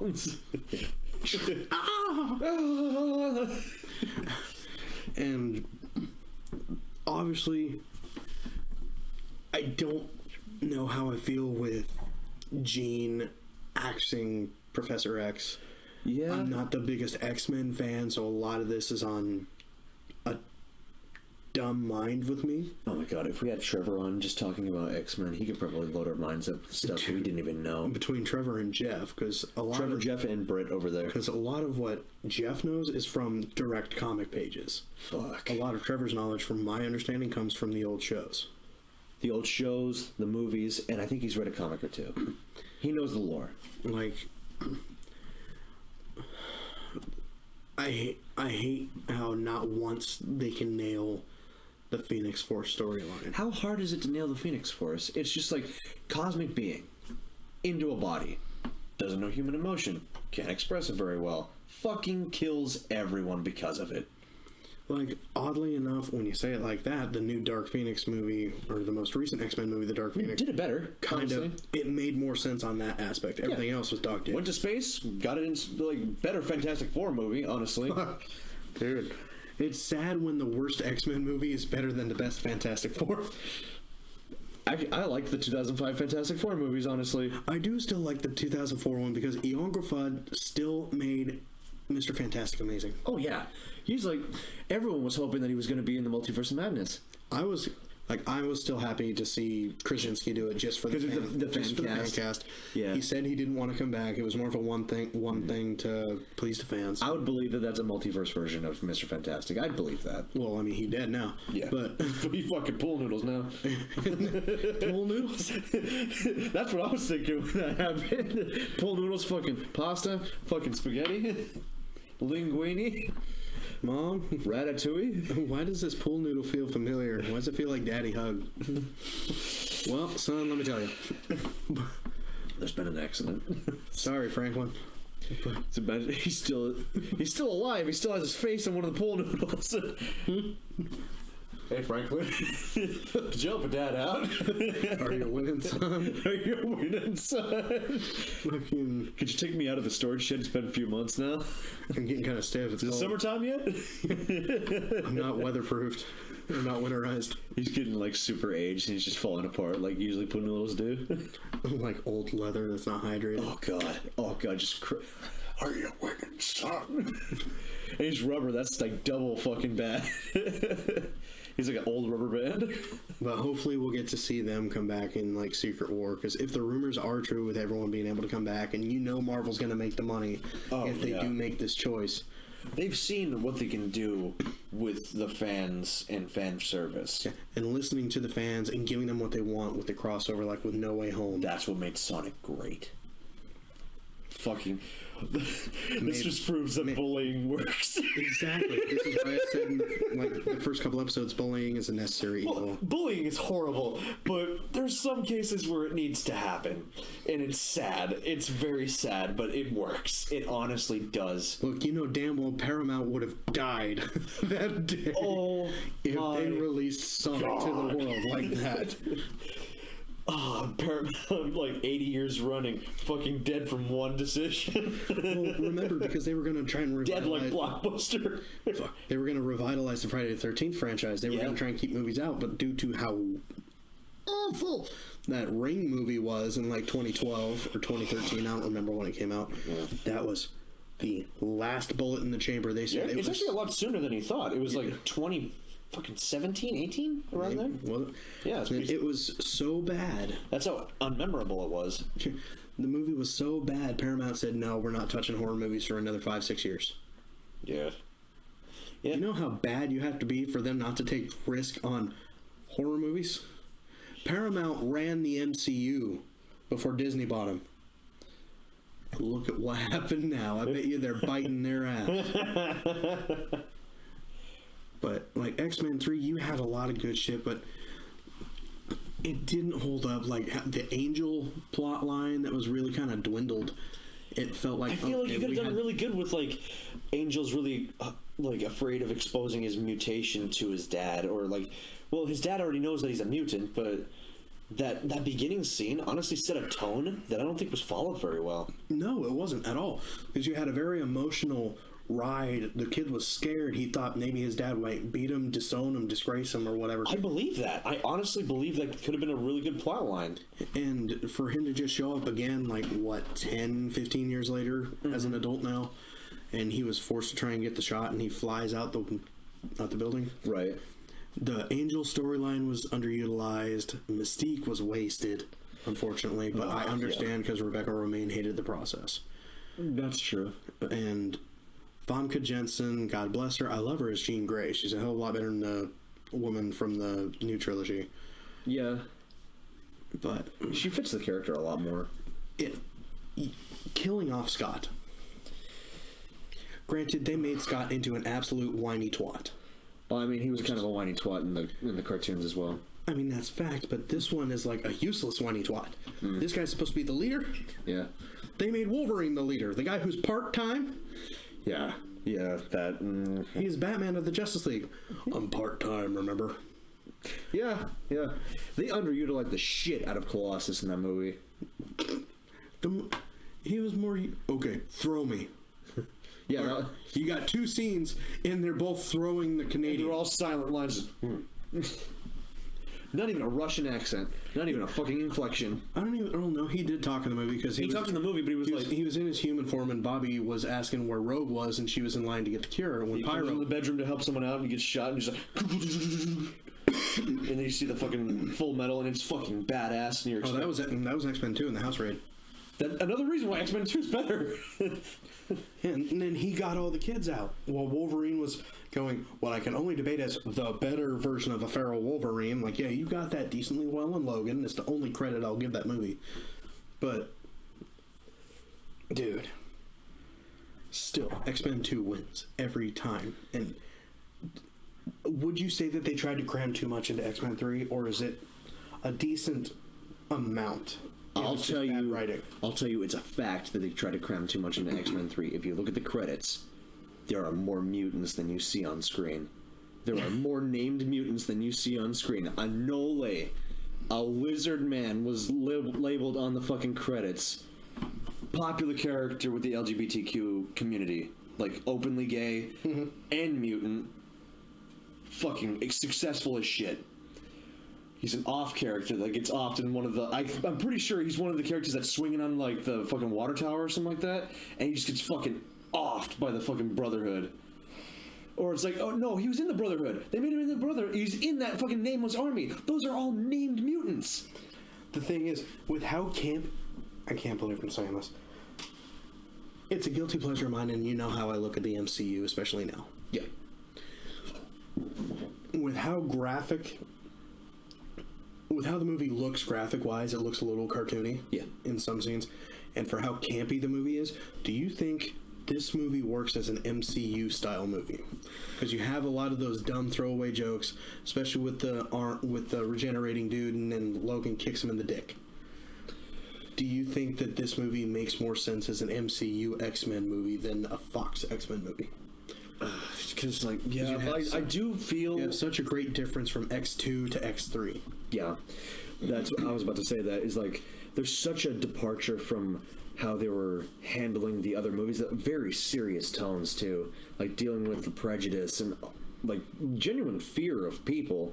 It didn't have, like, the goofiness from the cartoons where it's, like, legitimate organizations that are like, we're gonna take out these muty sons of bitches. It was literally, like, it was racial prejudice, almost. And it was just amongst the common people. Hence, fucking Bobby's parents. Yeah, that's where you see it, like, up and close and shit. Yeah. But, like, because you don't see it overtly, but it's always, like, a tone throughout the movie. Like, these individuals won't be accepted into normal society. Is it better to continue forward and try for a more peaceful way, or is it better to fucking take the Malcolm X route where it's, like, by force? But, honestly, yeah, it feels that way. It feels... But not at the same time, and I'll give you this. Because the MCU has been through the ringer these past few years. Because that beginning Iron Man movie had almost a tone that Fox had with X-Men, like, towards the end. Well, you also... So it's almost like a progression of movies in general. Well, again, it was before Disney owned them. It was before they had to try and make it more of a family-oriented movie. You had Iron Man, which had a very serious tone. You had Thor, which was Shakespearean. Oh, yeah. Fantastic. And very serious and heartfelt movie. You had the first Captain America movie, I think, was still Paramount. Because after that, you had... The Avengers was Disney. The Avengers was the first time Disney...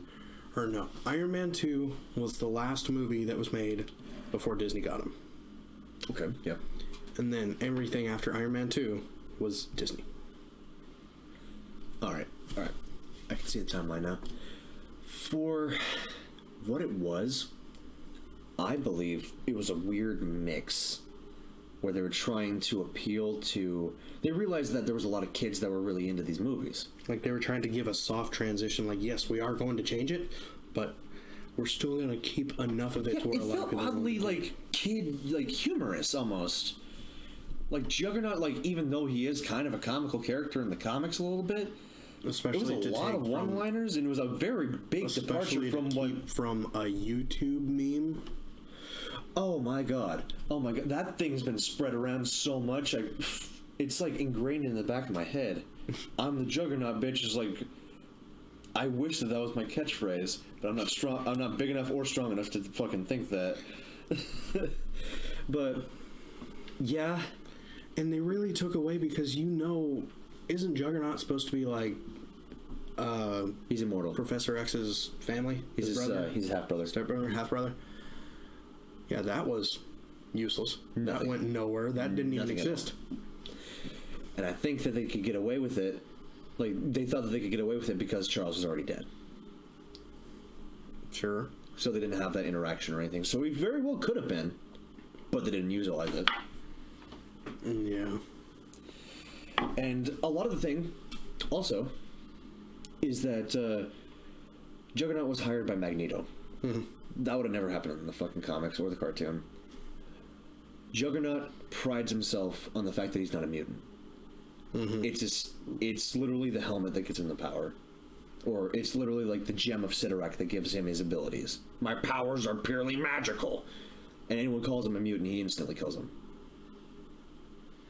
Okay.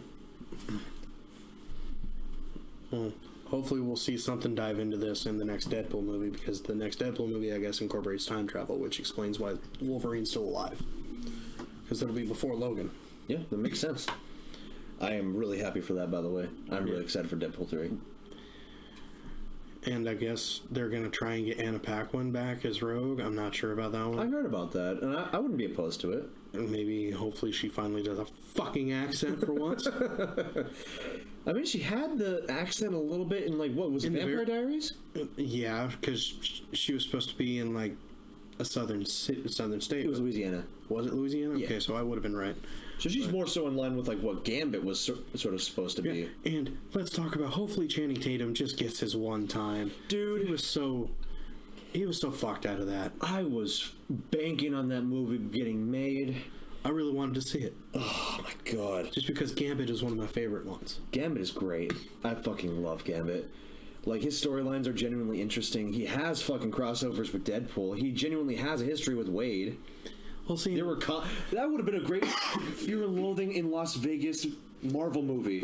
Think about that. It's a buddy con man movie. yeah, but I mean, thankfully we did kind of get Gambit in X-Men Origins. Yeah.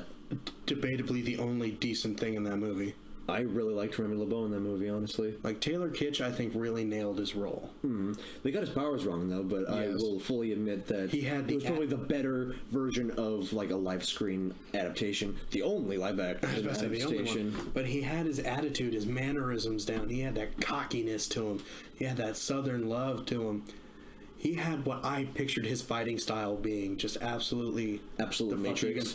Well, plus, after Logan broke his fucking staff, yeah. he's using it to climb up the goddamn building. Yeah, I see that, honestly. Using his abilities to, like, kinetically puncture through the brick, and then, like, it's almost like he has super strength, but he doesn't. He's just manipulating the molecules around himself. That makes sense. That makes fucking sense. And it makes sense for him because he's a con man, and he needs to get out of situations really fast, so he's probably used this more than once. Probably kicking through a fucking wall and using it like Ultimate Spider-Man's Venom, like punching into the wall rather than fucking just using spider abilities. I will say, or like Hulk in the game. I will say, though, some of the hardest I've laughed was at that movie. It was right after... I didn't say Blob, I said Bub. Also, a better part of the movie was Blob. They got him completely right. And that was a movie David Harbour tried to be in. He tried to be Blob, and they said no. David Harbour was going to be Blob? Yeah. Oh, man. But after Sabretooth came in, and right after they blew out of the casino into the alley, and he finds out that Will.i.am got killed by him. Yep. And then Gambit's trying to get up, and she's like, "Look, I've been followed for too many long years, and I will not." Gets the fucking elbow in the face, knocks him the fuck out. He should be fucking dead, honestly, because that was a metal elbow to the fucking face. Well, I mean, you saw that. That was like getting hit with the butt of a gun. He wasn't holding back no shit. He was like, that was Casey Jones smacking someone with an aluminum baseball bat, at least. That was that. Go fuck yourself. Yeah. Fuck off. All right. Also, best part of that, one of the best parts of the First Class movie. I actually really liked First Class. I First Class too. I thought First Class actually handled a lot more of the comic storyline much better. The problem is Darwin. Anyway, dude, don't get me fucking started. Oh, I have fucking pages of why that's wrong. I have comic examples. I have cited sources. Shit, I could have a logistics discussion with someone on this right now. Historians would not have enough shit to argue in documentaries that I have to do with that fucking scene with Darwin. Jesus Christ.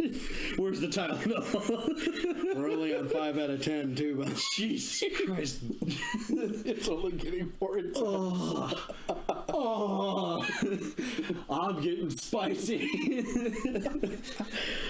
Fuck it. What's the next one? Okay, I'm gonna cut myself off right there. Let's go. I'm getting Batman v Superman. There we go. Promised to be a mythical epic, but left fans disappointed. Do you feel that's appropriate? Oh, yes. It's sad. I know. It hurts as a DC fan, and because I saw advertisements for this when fucking I Am Legend came out. That was like 2008. It was 2007, 2008 ish. Might have been well, it was filmed in 2006, back when they were actually going to try and have Brandon Routh Superman go against another Batman. I don't think it was going to be Christian Bale at that time. Okay. That's actually my next question was it the Christian Bale? Christian Bale was never asked about a crossover movie. He was never asked about a Justice League or anything. So I'm curious about who they would have gotten as Batman at that point. Any other motherfucker but Christian Bale, please. Fuck. He wasn't Batman. He was a dude in some 3D print who went around, got fucked up, hurt his knees because he must have not played football well enough as a kid. And all of a sudden, he's got articulate braces, and now he gets his back popped the wrong way, and now he's got to hang in a loop, a noose, and get right in the back of his back. He's like, oh, you popped my back. I'm ready to go fuck shit up in Gotham and have no explanation how the fuck he got back to Gotham. That's more of like the Dark Knight Rises problems rather than the beginning parts of the trilogy. To be honest, Batman Begins is probably like one of my favorite iterations of like the Batman story. Yes. I will die on that hill. Yeah. Honestly. The Batman. That's a fantastic fucking movie. Yes. Yes. But for the origin of the Batman, for people who are going in, I feel like it's an appropriate like entry. And plus you have a live action Scarecrow in that fucking movie. And it was done incredibly well because Cillian Murphy is my Scarecrow. Cillian Murphy is just amazing. The only person I truly believe could one-up him is getting Robert Englund, the dude who played Scarecrow in Injustice. Have him play an older version of Jonathan Crane. Fucking Freddy Krueger as Scarecrow. Oh my god. Because you could still have him die happy. You could pay homage to the fans of Freddy Krueger and Robert Englund and still have Scarecrow because in the makes sense. This whole thing's fear. Well, in the Arkham games, he had a fucking glove on that he would inject the serum into you, and it looked like a Freddy Krueger glove. It did. I'm pretty sure that was a design choice to emulate Freddy Krueger. I wouldn't be surprised, and you can't tell me that wouldn't have been fucking epic, especially for somebody like Ben Affleck's Batman who is older. You have an older, withered Dr. Jonathan Crane.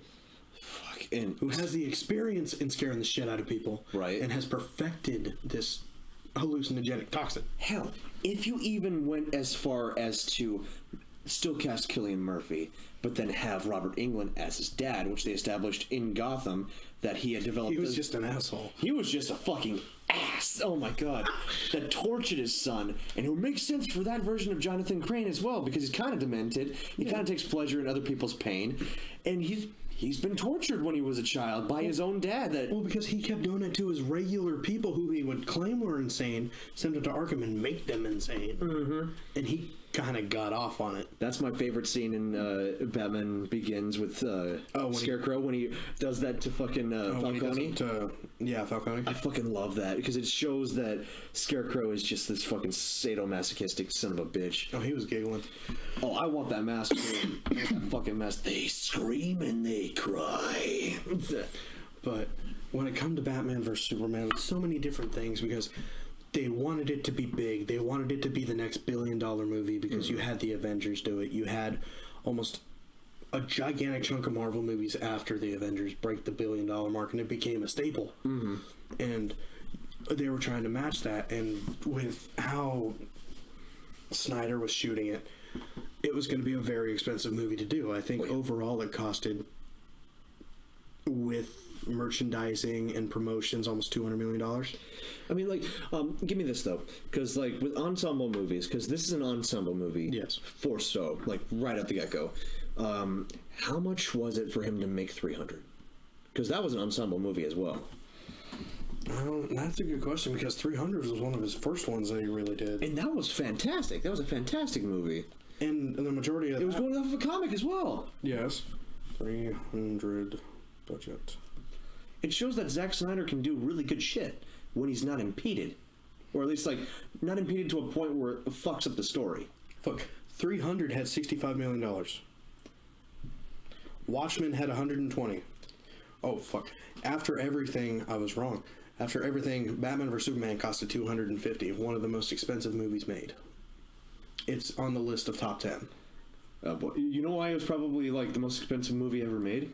The fucking cuts they probably made to it and then reshoots. Well, yeah, they had to keep going and doing it, and then they edited, or they kept trying to throw in too much into the movie and trying to do the death of Superman too early, like you said. Oh, yeah. And you're right. Way too early. You need at least like fucking... To substitute the original plan of Metallo for Doomsday to... Do I think that they should have added Wonder Woman into this movie? Not exactly. You don't need her. Like, definitely don't need to show her in the fucking trailers. Well, see, that was unfortunately a giant thing. I do agree that the trailer that released at the Super Bowl in 2016 was too much. Mm-hmm. But at the same time, man... The trailers, you watch them, you saw the movie. Only... That's something that actually really bothers me when everyone else points that out. It's like, they showed the whole movie. This wouldn't have happened back in like early 2000s and 90s. I'm like, have you not seen a fucking music video that goes with the movie? Oh, bullshit, It gives you literally everything. It gives you like the fucking climax and everything. Seal's Kiss from a Rose literally made it to where you saw everything of Batman Forever in 3.5 minutes. I'm pretty sure Chad Kroeger's Hero shows the full Spider-Man movie. About 70% of it, yeah. Mm-hmm. But, dude, so much goes into the promotion. And again... It was just after the start, and it was 3 years after Man of Steel. And you have all this shit coming out from Marvel since 2008. Right. They're fucking bombarding the box office. And at that time, I actually thought Marvel could do no wrong, because I liked almost all of their fucking movies. Right. Daredevil's one of your all-time favorites. Absolutely, but that's back when Fox still owned Daredevil in 2003. That's very true. And Netflix owned Daredevil in 2016. Mm-hmm. So... Luckily, when I was able to get out from this movie, I got to go home and watch Daredevil fucking Punisher. Because 2016 was the year that the heroes didn't get along, but the villains did, Suicide Squad. Oh, fuck. Dude. Yeah. Well, you had Iron Man fighting Captain America, you had Batman fighting Superman, you had the Punisher fucking up Daredevil. I didn't get the context, but yeah, that's fair. Yeah. And yet, all the villains are fine. But... The villains are joking in a bar. Warner Brothers... Warner Brothers. Yeah. But Warner Brothers kept making them just be like, no, you need this. You need to make it the biggest fucking movie in the world because this is the first time Batman and Superman have ever been on screen together. Granted, you need to make it a spectacle, definitely.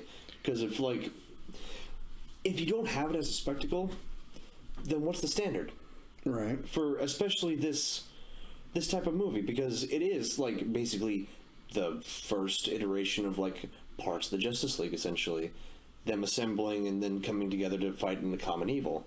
Mm-hmm. And then realizing, like, oh, there are bigger threats that not one single one of us can take care of. We need multiple people. We need to make a group, essentially. We need to be together on this shit. We need to be united. United, essentially. And to do a story like that, you need it to be big, but you need to have it big in the right places. And I loved the movie so much. I still do. I do agree that the writing is a big part. I do agree that the Ultimate Edition with the extra half hour that explains everything that went down in the courtroom of why Clark couldn't save anything. Right. The wheelchair was covered in lead, or made of lead, so he couldn't see anything. He was hearing things but couldn't understand where it was, but he didn't want to try and dismiss or discourage the court because he's an honest man. But... What do you mean? They got that right. I mean, like, Clark Kent, like... He didn't even show up in the cuffs. That was on Man of Steel. He went to the court on his own will. Walked right into the courtroom. Free hand.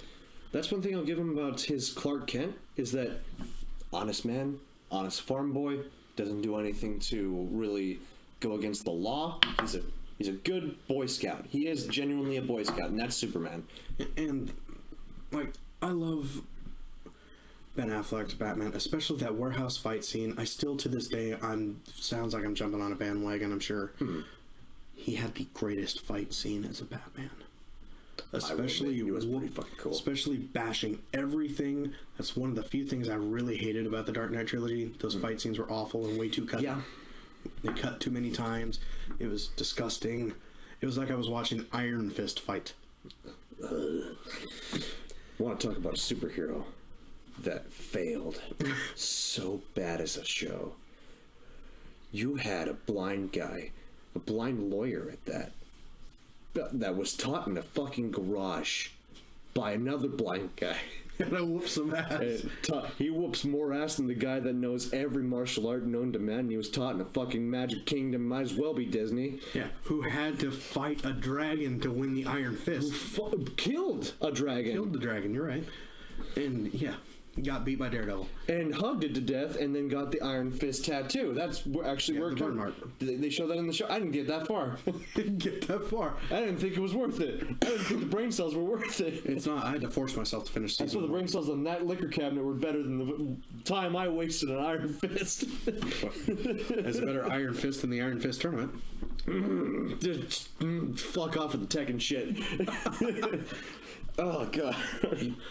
You mean Tekken Island or Iron Fist Island? Oh, God. Okay. But, no, I do agree. They tried to deliver so much, and especially with Marvel doing with what they did, they tried to compete, and that's what they need to stop doing. Mm-hmm. Stop trying to be better than the other one. Be who you are. Which is trouble because, like, DC and Marvel have always been at odds. But they have been known to come together at some points. Amalgam. Yeah, but they just keep trying, like, yes, build a cinematic universe because that's what they are. Yeah. They have to be Heroes United. They have to be the Justice League United. And build a world. Establish stories that are... But don't make Gotham on the other side of the bay of Metropolis. That was wrong. That was weird. Way too close. Isn't it like... there's a divide, definitely. There's like... Metropolis is more so where like the New York is, and then New Jersey's like literally right in the middle, and then Gotham's like more so where almost Boston sort of is, or like Vermont. Well, like Gotham is meant to be more like New York City. But I mean, it's a separate city from New York. Yeah, but you have Metropolis. Metropolis is supposed to be almost like a Kansas City style, but emulated as a New York City. You wanted that one to be more like Boston or even as big as Chicago is. It was more so like Chicago. But you also had Smallville being in Kansas. Then Gotham is more so like, what would you say, Detroit? Gotham, I would say more Chicago and actual New York. Or like Cleveland or something like that. Don't punish Gotham. It's bad enough. They live there. They don't need to have the Browns bringing down their shit. Cleveland's worse than Gotham. Well, at least Gotham has a good football we're team. not Detroit. We're not Detroit. But they need to be able to be themselves. DC and Marvel couldn't be any more different. Like, yes, they utilize the same kind of characters, power abilities, but the worlds and how they act and how they feel are so different. Like what I mentioned last episode or two. You have gods pretending to be humans in the Marvel world. Yeah, whereas DC, you've got... Sorry, other way around. You have humans with these heightened senses or drugs that gave them pectoral muscles trying to be gods. Whereas DC, you have literal gods. Aquaman, Wonder Woman, the Superman, the Martian Manhunter, Green Lantern being human. Hiding in the real world, but still being there for when you need it. Worlds apart. You may have similarities in origin, but Superman and Captain America, yeah, would they get along? Probably. But they have different morals and how they would act on different things. Oh, absolutely. Would Iron Man and the Batman get along? Fuck. Maybe. I don't know. He'd throw an EMP on his ass and try to disable every electronic he has. But would it work? I don't know. I haven't gotten that far in Iron Man's history, but it tried to be the gift from God, and Marvel at the time, like I said again in another episode, they tried to emulate what Batman vs. Superman was going to be before Batman vs. Superman came out. Yeah. Because they heard Batman and Superman were going to fight each other and deal with it because that's how they always met. They always disagreed, then came together in the end. Oh, yeah. They even established this in the fucking Justice League cartoon. Oh, yeah. And in the most petty way possible, but it was probably like my favorite iteration of Batman vs. Superman because it wasn't a fight at all. It was literally like, what the fuck happened? It was like Superman figured out Batman's identity. So then Batman petty motherfucker goes out and says, like, all right, you know my fucking identity? I own your fucking I own your boss. I own your coworkers. I own your fucking building. He's like, let's see how fucking cocky he's gonna get when I take out his fucking girl. Well, not only that, but he followed him home. He managed to put. I know where he lives. I own your apartment complex too. And he had the binoculars, and Clark saw that he followed him home. Mm-hmm. All right, fair enough. But because Marvel saw this coming, they speed ran into Civil War. Yeah. Because they're like, that was the only time that I think Marvel thought they DC, overshot so fucking hard. It's the only time I think Marvel actually thought DC may have had a hand. Mm. Which is sad, because DC, if they knew that, hindsight, they know it in hindsight now, but at the time, if they had the foresight to know that Marvel was scared at the time, they wouldn't have done anything to the movie. To fully change what Captain America 3 was going to be, to bring back the Red Skull for one final go-round in a modern world, to revitalize the height of Hydra that went nowhere after Winter Soldier. It was just sporadically put in, like, the TV show. You get the modern fucking, like, Hydra soldiers, and then you have more credence for Deadpool to be there because of his best friend Bob. And you had the Serpent Society was what the movie was going to be called, and you got that completely disabled. Mm-hmm. It was just gone. And then Red Skull didn't show up until Endgame for a throwaway Soul Stone. And also a different actor as well. Yeah, but I think that's because Hugo Weaving and Marvel didn't really get along. Yeah. I love Hugo Weaving so much. And I mean, I've said my piece on Batman vs. Superman, unless you got some sense. There's not really much I could say that you haven't already said. But honestly, like, if they were, like, this is going back to, like, my point about the foresight. By the way, Batman kills. Get over it.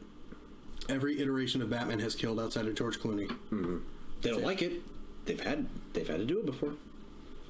And this is, like you said, this is after Robin is dead, so he's kind of lost right now. Mm-hmm. He may do it a little bit more often.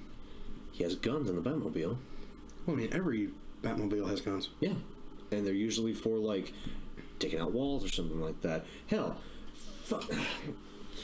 I don't understand where people come from where, like, Batman doesn't kill. It's like, yeah, he would like to keep killing to a minimum, but he's not above fucking up people at all. And what do you think? These things may be filled with rubber bullets. Maybe he's doing what Jason Todd does. He just gave Jason Todd his fucking, like, leftover guns and shit before, like, right after he became a dad, essentially. Or that age-old meme, I won't kill you about your hospital bills, Will? Yeah, Spider-Man, Daredevil, Batman. Notice how two of those are Marvel characters. And there was another character in there, but I don't remember who it is. No, it's just Spider-Man, Daredevil, and Batman, I think. It's just those three. Okay.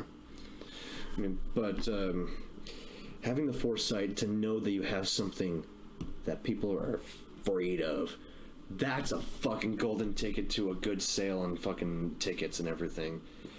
You have it build up and show, like, do what they did with Venom. Like, when they didn't reveal anything until it was, like, almost... Until it was the second trailer. Until it was literally the second trailer, yes. Plus, you didn't really show anything else. You just saw the suit morph over him and chomp the hench dude's head. Right. And then you reveal his voice and everything. And it's like, even before the trailers were out, they had, like, the Dr. Pepper advertisements, and it was just Venom's face on the front of Dr. Pepper. And that's all it takes. That's all it takes. And people will get like, oh, he looks cool. It looks so fucking cool. I'm ready. That's how you generate hype. It's so good. That's how you step up your fuck up from Spider-Man 3. Dude.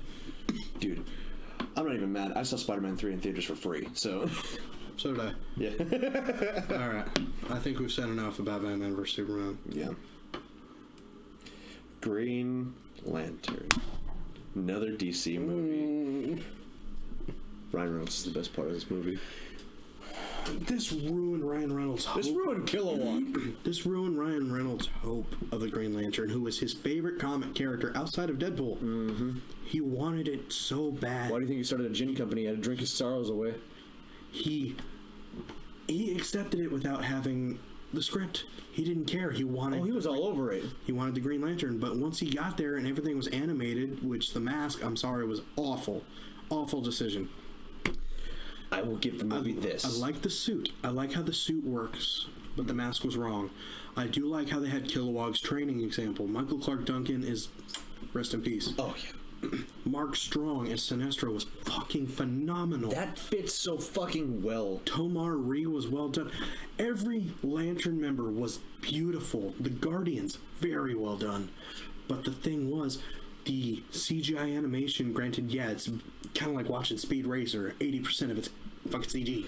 Although with Speed Racer, it kind of fits with the movie because it's like anime and it's super like in your face, colorful. That was how Speed Racer was in like the original animations. Well, yeah, I'm not trying to throw Speed Racer. I'm not trying to throw shade at Speed Racer. It was one of my favorite animes. John Goodman is probably one of the best. I actually really loved that movie. I really fucking loved the Speed Racer movie. Mm-hmm. I want that helmet so bad, dude.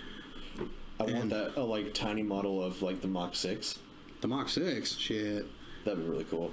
But like tiny model, like the little like remote control cars, essentially. Dude, if I could find a Mach 5 for my nephew, Mach 5, sorry, I would have that shit so fast. But with the Green Lantern, it suffered from the same thing that Daredevil and Ghost Rider had. You had not the greatest director, which is the same person who directed Ghost Rider and Daredevil, but you also had poor writing. Daredevil, I have a lot of fun with the movie. It's one of my favorite Marvel properties. Mm-hmm. And I actually really thought that Ben Affleck really wasn't that bad. Oh, yeah. There were some dumb things, bad things in the movie. Like the playground fight scene was a little... But yeah. Especially if you watch the director's cut. That took out a lot of the romance bullshit scenes with him and Elektra. I like that. And substituted it with the actual court scenes with Coolio. And old flashback. Oh yeah, it does substitute. Yeah, and old flashback scenes with the sister in the church teaching them how to do the rosaries and shit. Yeah. You had a lot of that in it. And like, that's what you needed in a Daredevil shit. You needed more Catholicism. You needed more of the bullshit detector that he could hear your heartbeat. And that was one of my favorite scenes that was cut from the original PG-13 cut. He followed one of the people that he knew was lying in court. Mm-hmm. To a bar, and he was hiding in his car in the driver's seat, which was a stick shift. And he starts fucking with him. He's like, "Oh, I've never really driven before. How do you do this shit?" Burning out the clutch and slamming into other cars and into the wall, trying to get him scared and startled. And he's like, "Why the fuck aren't you?" He realizes he had a pacemaker put in, so he's been able to bullshit the court system without a raised heartbeat. So he was able to utilize that he knew he had a pacemaker in the court of law. Shit. That's Daredevil. So, I've never watched the director's cut. So that was a surprise. And it's a genuinely good surprise. Because that movie, it has its problems. I fucking love the movie. That suit, I'm sorry. It's one of the first iterations of Marvel I've ever seen. That suit beats Charlie Cox's Daredevil. I'm sorry. I have a soft spot. Leather. I have a soft spot for Charlie Cox's like more tactical suit. I love the Alex Ross sort of like skin tight, like the leather's a questionable choice for me, but like I like the leather suit more. But if it was a leather suit, I would like it to be like an early form of the suit where it's a biker jacket, maybe. Well, it was. It was the biker jacket on top of biker pants with combat boots. I thought it was like a full-fledged fucking suit. It was the same kind of. It was the same kind of biker jacket that the Last Stand Spider-Man was. It overlooped and zipped up, looked like a one piece.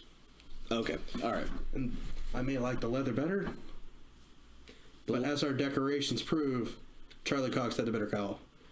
Yeah. That Charlie Cox's more tactical suit, like I feel, is the most believable as far as like movability, without being spandex. Because if you had spandex, it would look goofy. Honestly, like if you had you need someone who's like legitimately like WWE body to fill up that fucking spandex suit.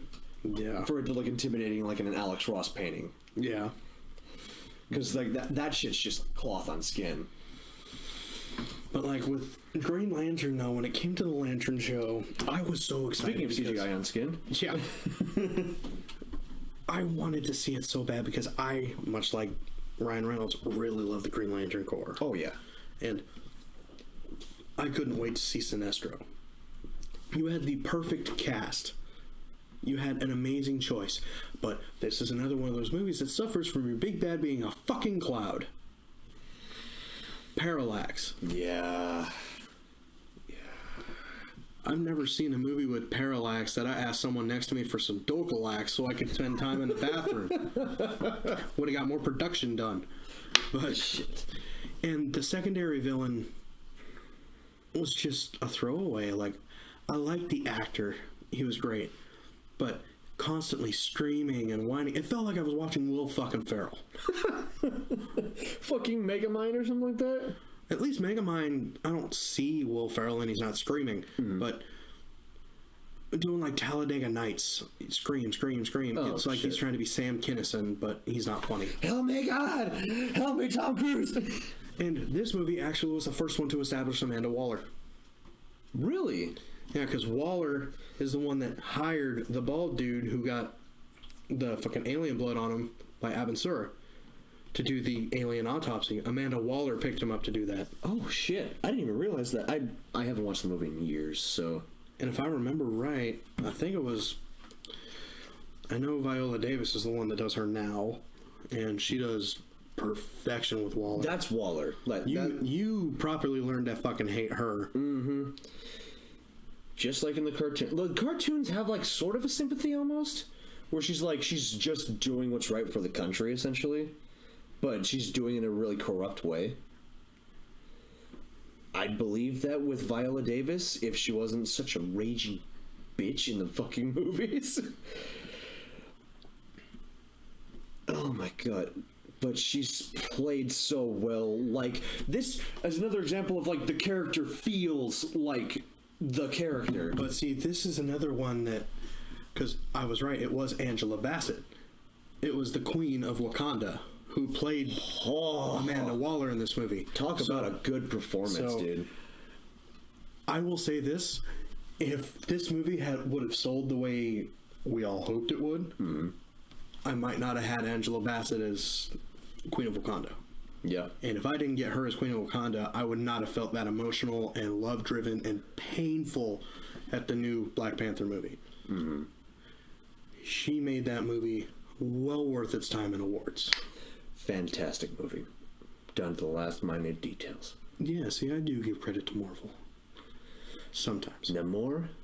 Dude, fantastic. I loved his fucking origin story. So how different it is, but it was good. And he is legit the first mutant that we see on screen. Technically, that's Miss Marvel. On a big screen, sure. No. Oh, Miss Marvel, okay. I thought she was established as an Inhuman. In the comic line, yes, but they used her as a mutant in the show. Oh, okay, all right. I haven't watched the show yet, so thank you for correcting me. And it's got its moments. It's fun. It's definitely... I heard it was all right. It's aimed more kind of like you're watching Lizzie McGuire. I like Lizzie McGuire. So if you're in that mindset, knowing you're going like in... Even Steven sort of thing? Kind of, you get a little bit of the campiness of Even Steven. If you go in there knowing you're going to watch like a Disney Channel show you would watch growing up, like Phil of the Future, Even Stevens, Recess, shit like that, you're going to enjoy the show because you're in that mindset. It's a lot like Ned's Declassified and Lizzie McGuire mixed. Okay. Because you'll have those weird out-of-moment zones in the show and really takes you back to when you were in school, awkward and being dumb. I actually did kind of have fun with it. Just like I had fun with She-Hulk, I knew where I had to put my brain. Okay. Now, knowing that, I'll probably check it out. As opposed to Green Lantern, I didn't know where the fuck to put my brain. So, nor did the writers. One thing I really like about the movie, I'm going to say something positive about the movie, because it's been shit on to hell and back. Not a lot of people talk about the positives of the movie. The fucking suit. Now, stay with me here.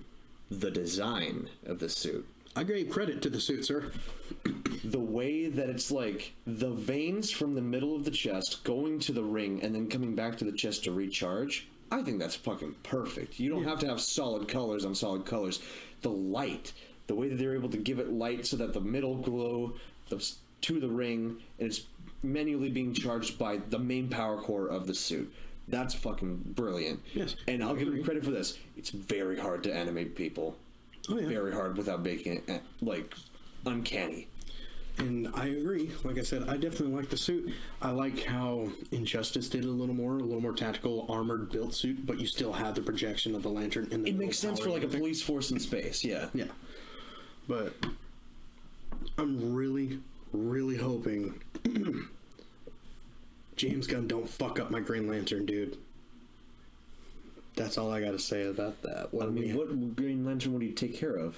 essentially. Well, because they're still trying to do the Green Lantern Corps show on HBO. Oh, that's right. That's right. Yeah. So, who would he deal with? Would he do Hal Jordan, or would he do like? It would still be Hal Jordan and Jon Stewart. Well, both of them.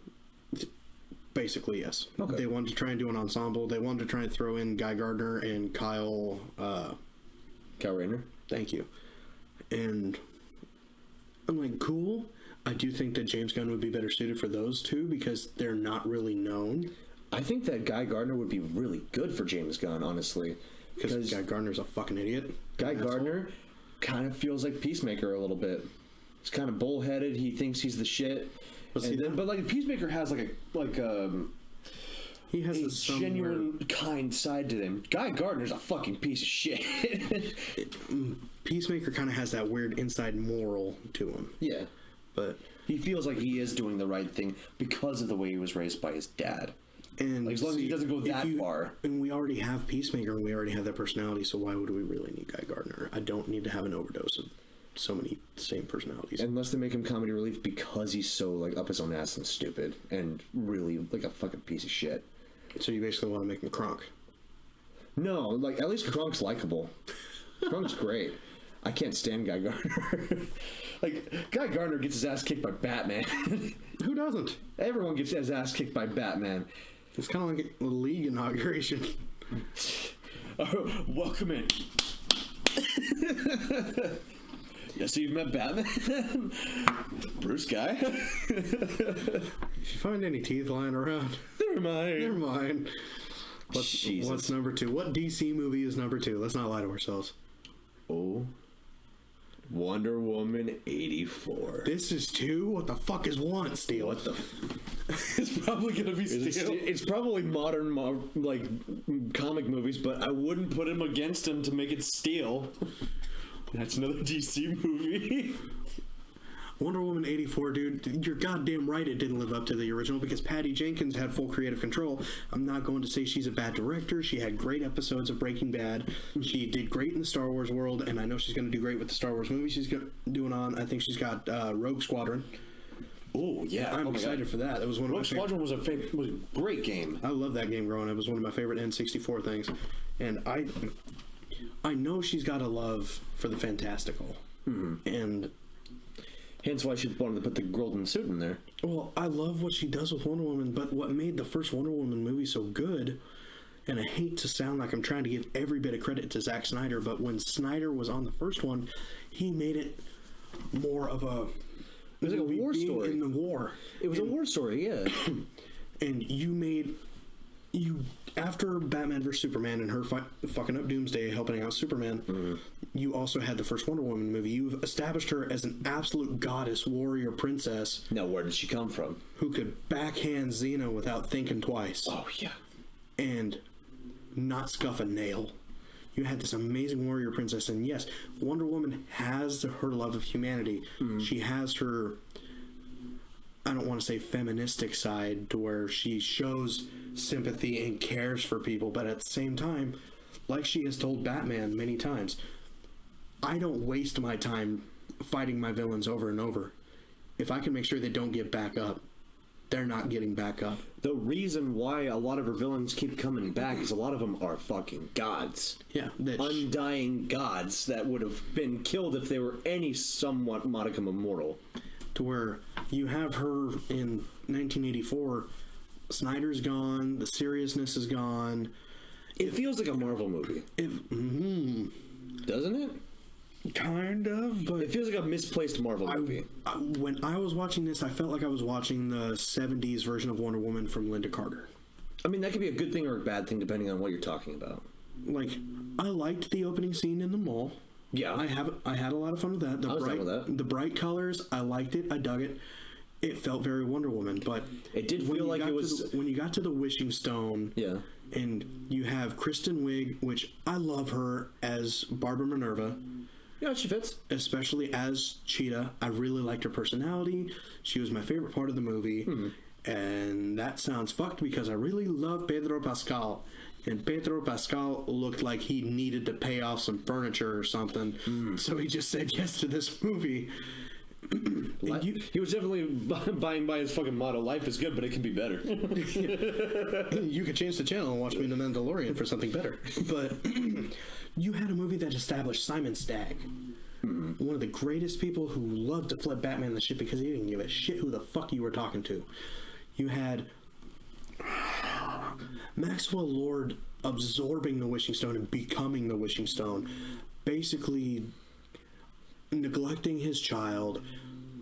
That's a whole fucking sideline story that goes nowhere. So, really quick, Maxwell Lord in the comics, isn't he a metahuman? To a degree.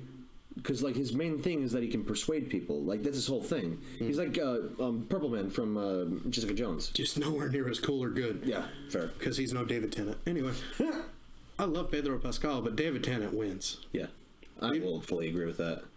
Well, no, David Tennant's Scottish, isn't he?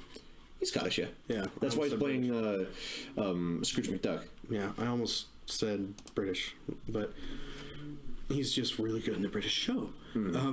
But, dude, Wonder Woman 84, motherfucker. you... With her wishing for Steve Trevor to come back, very Wonder Woman. For The way it was implemented. For her to find out she's losing her strength because Steve is there, very Wonder Woman storyline. Yeah. Especially because the wishing rock was a monkey paw situation. In her power and strength, because of what Barbara wished for, was going to her. Because she made this wish. And her getting fucked up in the White House was more of a Cheetah Wonder Woman fight than the Cheetah Wonder Woman fight we got in the other movie. Yeah. That was bad. That was a sad Spider-Man fight that could have been cut because it was just swinging around, bumping into each other, and oh, whoops, now they're in the water. Because honestly, remind me again, what prompted her to become Cheetah? Like, what made her turn into Cheetah? Was it the stone? Because the way it goes in the comics is that she got her powers from, I believe it was a goddess, but it was channeled through a shaman that she had met with to gain powers to defeat Wonder Woman at one point. She had already hated her at this point. Yes. But in this movie, I don't remember if you watched it or not, if I just told you to stay away from it. But in this movie, Barbara is a stereotypical... No, we watched it together. Did you watch it with me? Yeah, we watched it with you. Yeah.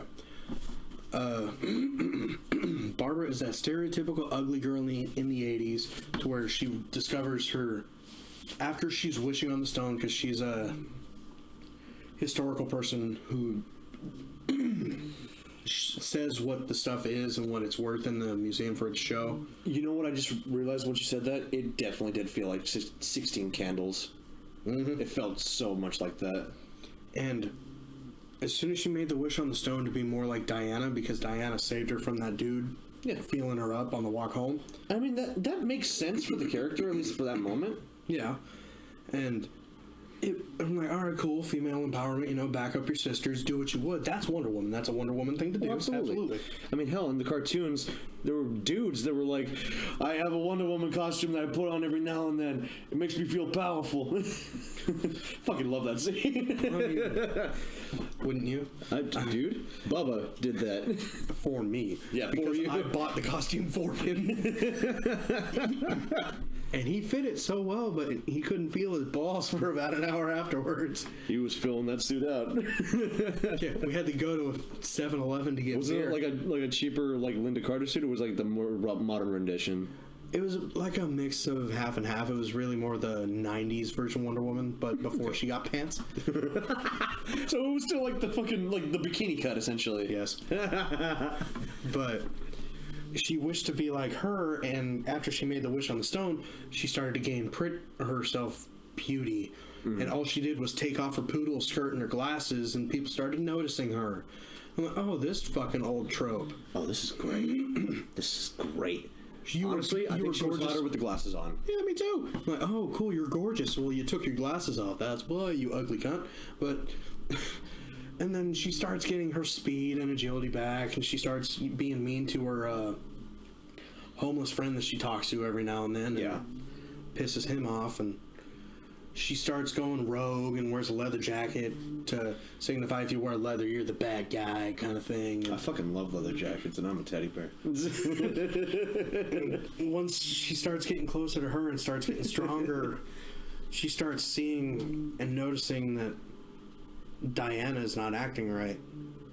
And she starts seeing Wonder Woman a little more. And after the fight in the White House, because Maxwell Lord put out a public thing, because he's trying to, because he thinks that satellites receiving his signal will go into the satellite and reverb onto anyone else that's watching him, so technically they're touching him to grant a wish. So he can be strong in that sense. Plot hole, I know, it doesn't make sense.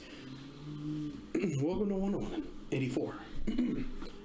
But he got stronger the more wishes he granted, but it also fucked with him at the same time, so he was granting all these wishes left and right.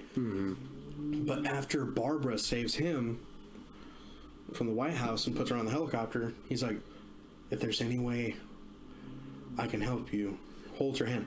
What would you wish for? What do you wish for? And she wanted to be this. She didn't physically say what the fuck was going on. It's like, I wanted to be this strong cat twat. I don't fucking know what the hell word she could have said to make sense. But then she starts tearing apart what is Like, she could have said, I want to be a real beast or something like that. And then... Or something like that, if I remember right. It was probably more along the lines. Because... And then once she starts wearing the golden armor, dude, beastly. once she starts wearing the golden armor, which is supposed to be the strongest material in all of Themyscira and through all the Amazons, she bumps into Cheetah and she starts ripping these fucking wings apart like she's...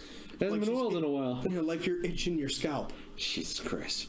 And then she boots Cheetah into the water, and then she runs inside. Cheetah's still alive, which is cool because I wanted to see half of her fucking armor still hanging on by a fucking thread. And she finally gets to this Maxwell Lord dude, trying to get the lasso around him. The wind's too strong around him to where it doesn't work. And she starts giving this pep talk, like, to the camera, but might I add. Yeah. It's like, you don't need to be doing this to make yourself feel special. You need to love yourself. A very pansy-esque. Very after school special shit. Yes. Very, you have to learn something from this movie. And I think we can learn something from this movie. How not to make a movie. Fades down to his boot. The lasso's all of a sudden wrapped around his fucking leg now. I'm like, oh, cool. Oh, the willpower of the lasso has finally worked. Cool. I didn't know this was a Green Lantern movie. That's a better Green Lantern movie. But then all of a sudden she brings up his son's like, my son. We're talking about Green Lantern was a better Green Lantern movie than this movie will ever be. It had Ryan Reynolds. Fine. Hey, it was earlier on the list. What does that tell you? By one. Calm down. Hey. Still counts. But no, and the stupid ass thing of he sees his son out in the field that looks like Days of Future Past X-Men shit with the Sentinels, and I don't know how the hell his kid got to fucking DC from where they were. Where was he anyway? I don't fucking remember the name of Wonder Woman city. Oh, but I don't remember either. Fuck. And all of a sudden he's like, my son. He sees his son out there somehow having a vision. He's like, I take back my wish, flapping his arms up, doing the high knee. By the way, he didn't even make a wish. The thing just absorbed into his fucking body. Well, he wished to be able to grant the wishes. He wished to be. Oh, did he do that? Okay, I can't remember the movie for shit then. It's not worth remembering. It really hurts. And he's doing this campy ass walk. I need my son. I take back my wish. Stupidest shit I've ever seen in my life. That's the reason I got HBO Max for all of us, was because of this fucking movie. And we kept it for Peacemaker. And it released on Christmas Day. Merry Christmas. Thanks, DC. Let's move on before we have a conniption. Number one. Like you and the X-Men.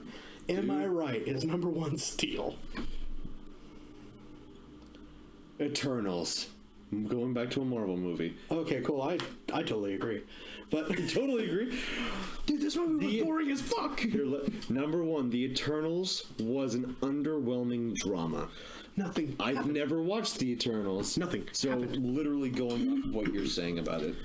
It was so bland. Dude, like, The lowest scoring Marvel movie at 47%. it's about 43% too high. Fuck. It's below average. Like, I would. Okay, it's not worse than Love and Thunder.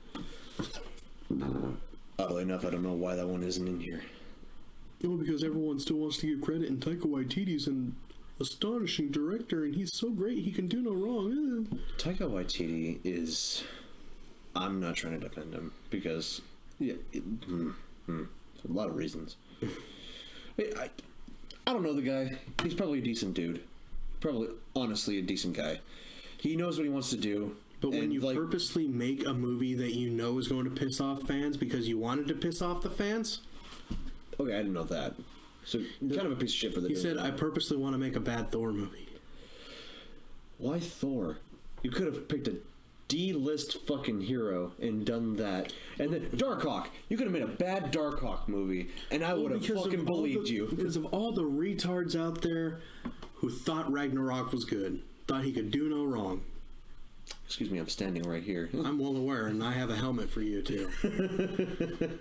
Now, did I think that Ragnarok was the best thing since sliced bread? No.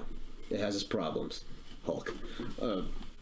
Yeah, that's a good But that's place to start. like a lot of like the problem with the MCU in general, and problems with Universal. But we're not going to get into that very soon.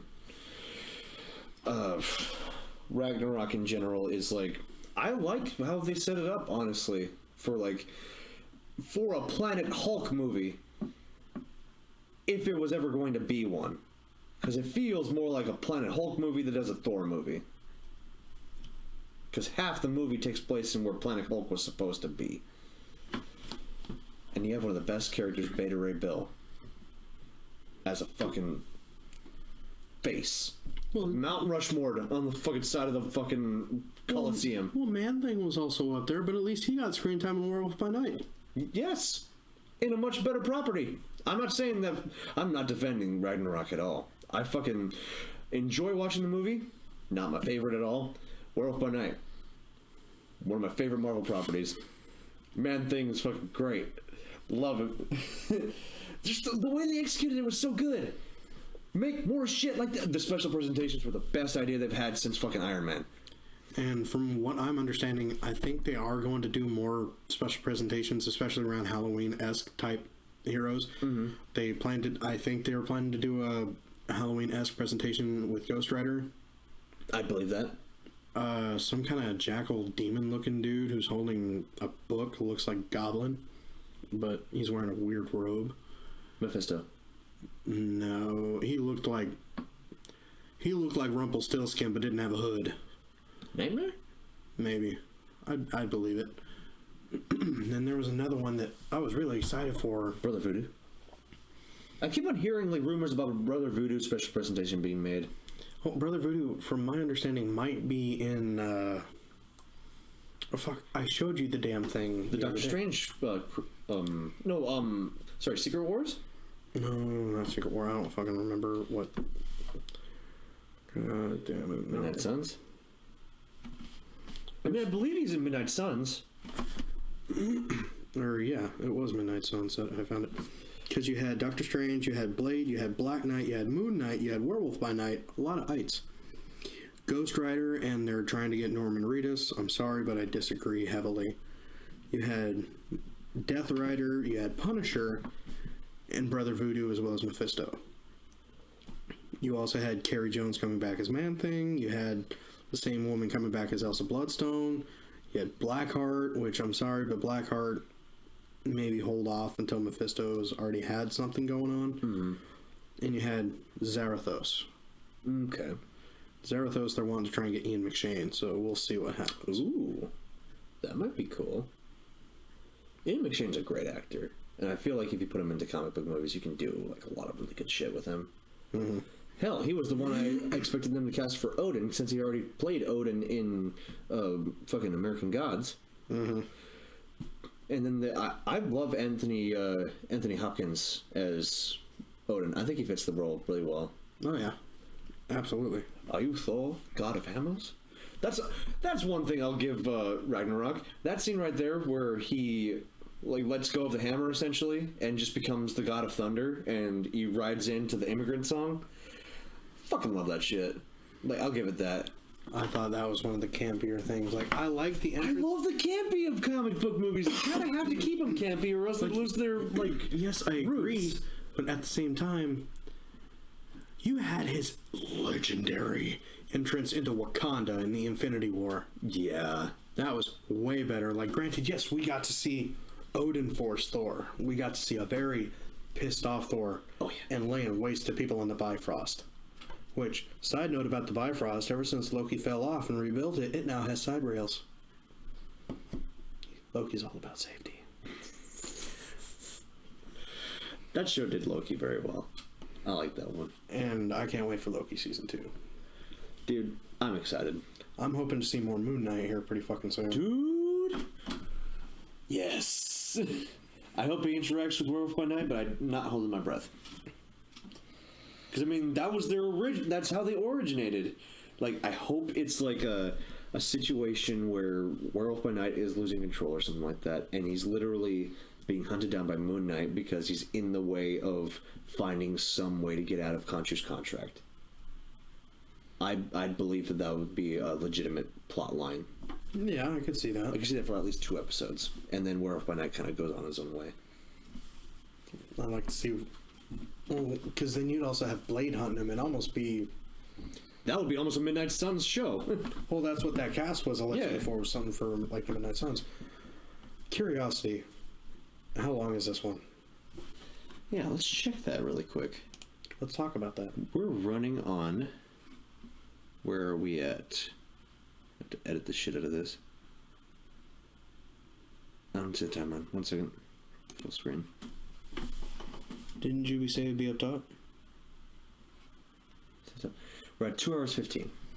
So not too bad. Yeah, we'll have to save the rapid fire questions for tomorrow or something else. Oh yeah, we got 2 Unpopped Kernel episodes. Definitely not the shortest one we've done. No, the shortest one we've done is the Halloween review. Because that was really easy. Yeah, it sucked. It sucks. But yeah, Eternals. There you go. That's all I really need to say about it. I said my piece, and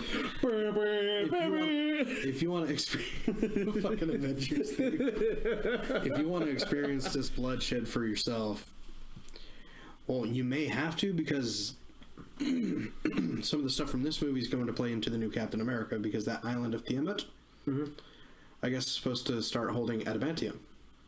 Okay. I did hear about that, yeah. That's how they're going to incorporate that, and I think that's where the Thunderbolts come in, too, because they're trying to stop everyone going to war over this, which also includes Julia Louis-Dreyfus from Black Panther, because they're already trying to get into, Telecon for the Vibranium, as well as Wakanda. Yeah. Whereas they can use this, which is adamantium, which is slightly stronger than Vibranium, in the right circumstances. Right. But this could also lead into Wolverine or a different kind of X-Men or anything else. Because you also have General Thunderbolt Ross, who allegedly is the president now at that time, sending other people out to try and get this. I'd believe that Thunderbolt Ross would be the president. That'd be pretty cool. And by the end of the movie, I guess he's supposed to be Red Hulk.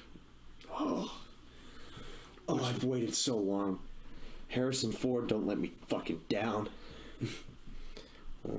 We'll see how well that can hold up after the newest Indiana Jones movie this year. Oh, that's this year. That's right. And The Dial of Destiny. The Dial? Yeah, the names kind of get gayer, don't they? The Crystal Skull. All right, a little weird, but the movie was shit, but all right. The name was better. I kind of enjoyed it a little bit. It was weird. It was weird. It was out there. I was into weird shit. Fucking Dial of Destiny. Yeah, just It feels like the fucking dial-up games that they used to come out with on the old PCs and the old Macs. See, here's the thing with Indiana Jones. I'm not really an Indiana Jones fan. I've seen the movies. They're okay. But they're all Steven Spielberg movies. Yeah, I like Indy. I think it's fun. This new one is not. Oh. Spielberg didn't want to come back to do another indie movie. Then you should have let it die. However, James Mangold came to step up. What's his filmography? Logan. So what? They're gonna kill off Indy in this one? Well, hopefully. Motherfucker's been around long enough. He doesn't need another movie. Too afraid of snakes. He gets a heart attack at the end of this one. Well, because he was doing... I know he's got other movies under his belt, but I think he also did The Wolverine. Okay, if he has that, I know he can do genuine action. So that'll be an interesting film style for Indiana Jones. Where it isn't like shit. what? What's up? He also did Ford vs. Ferrari, which is a phenomenal movie. Oh yeah, One of my favorite, very well done. Girl Interrupted. He did Copland. He also directed Walk the Line, one of my favorite biopics. ooh, And he directed the 310 to Yuma remake. So he's got Academy Awards for Best Screenplay. I mean, so hopefully this will be good. and I guess even Harrison Ford got emotional when he was trying to describe the movie to people. So something big's happening in this movie that he's proud of. Damn. Which usually doesn't happen with Harrison Ford movies. So Shia LaBeouf's not coming back. No, not at all.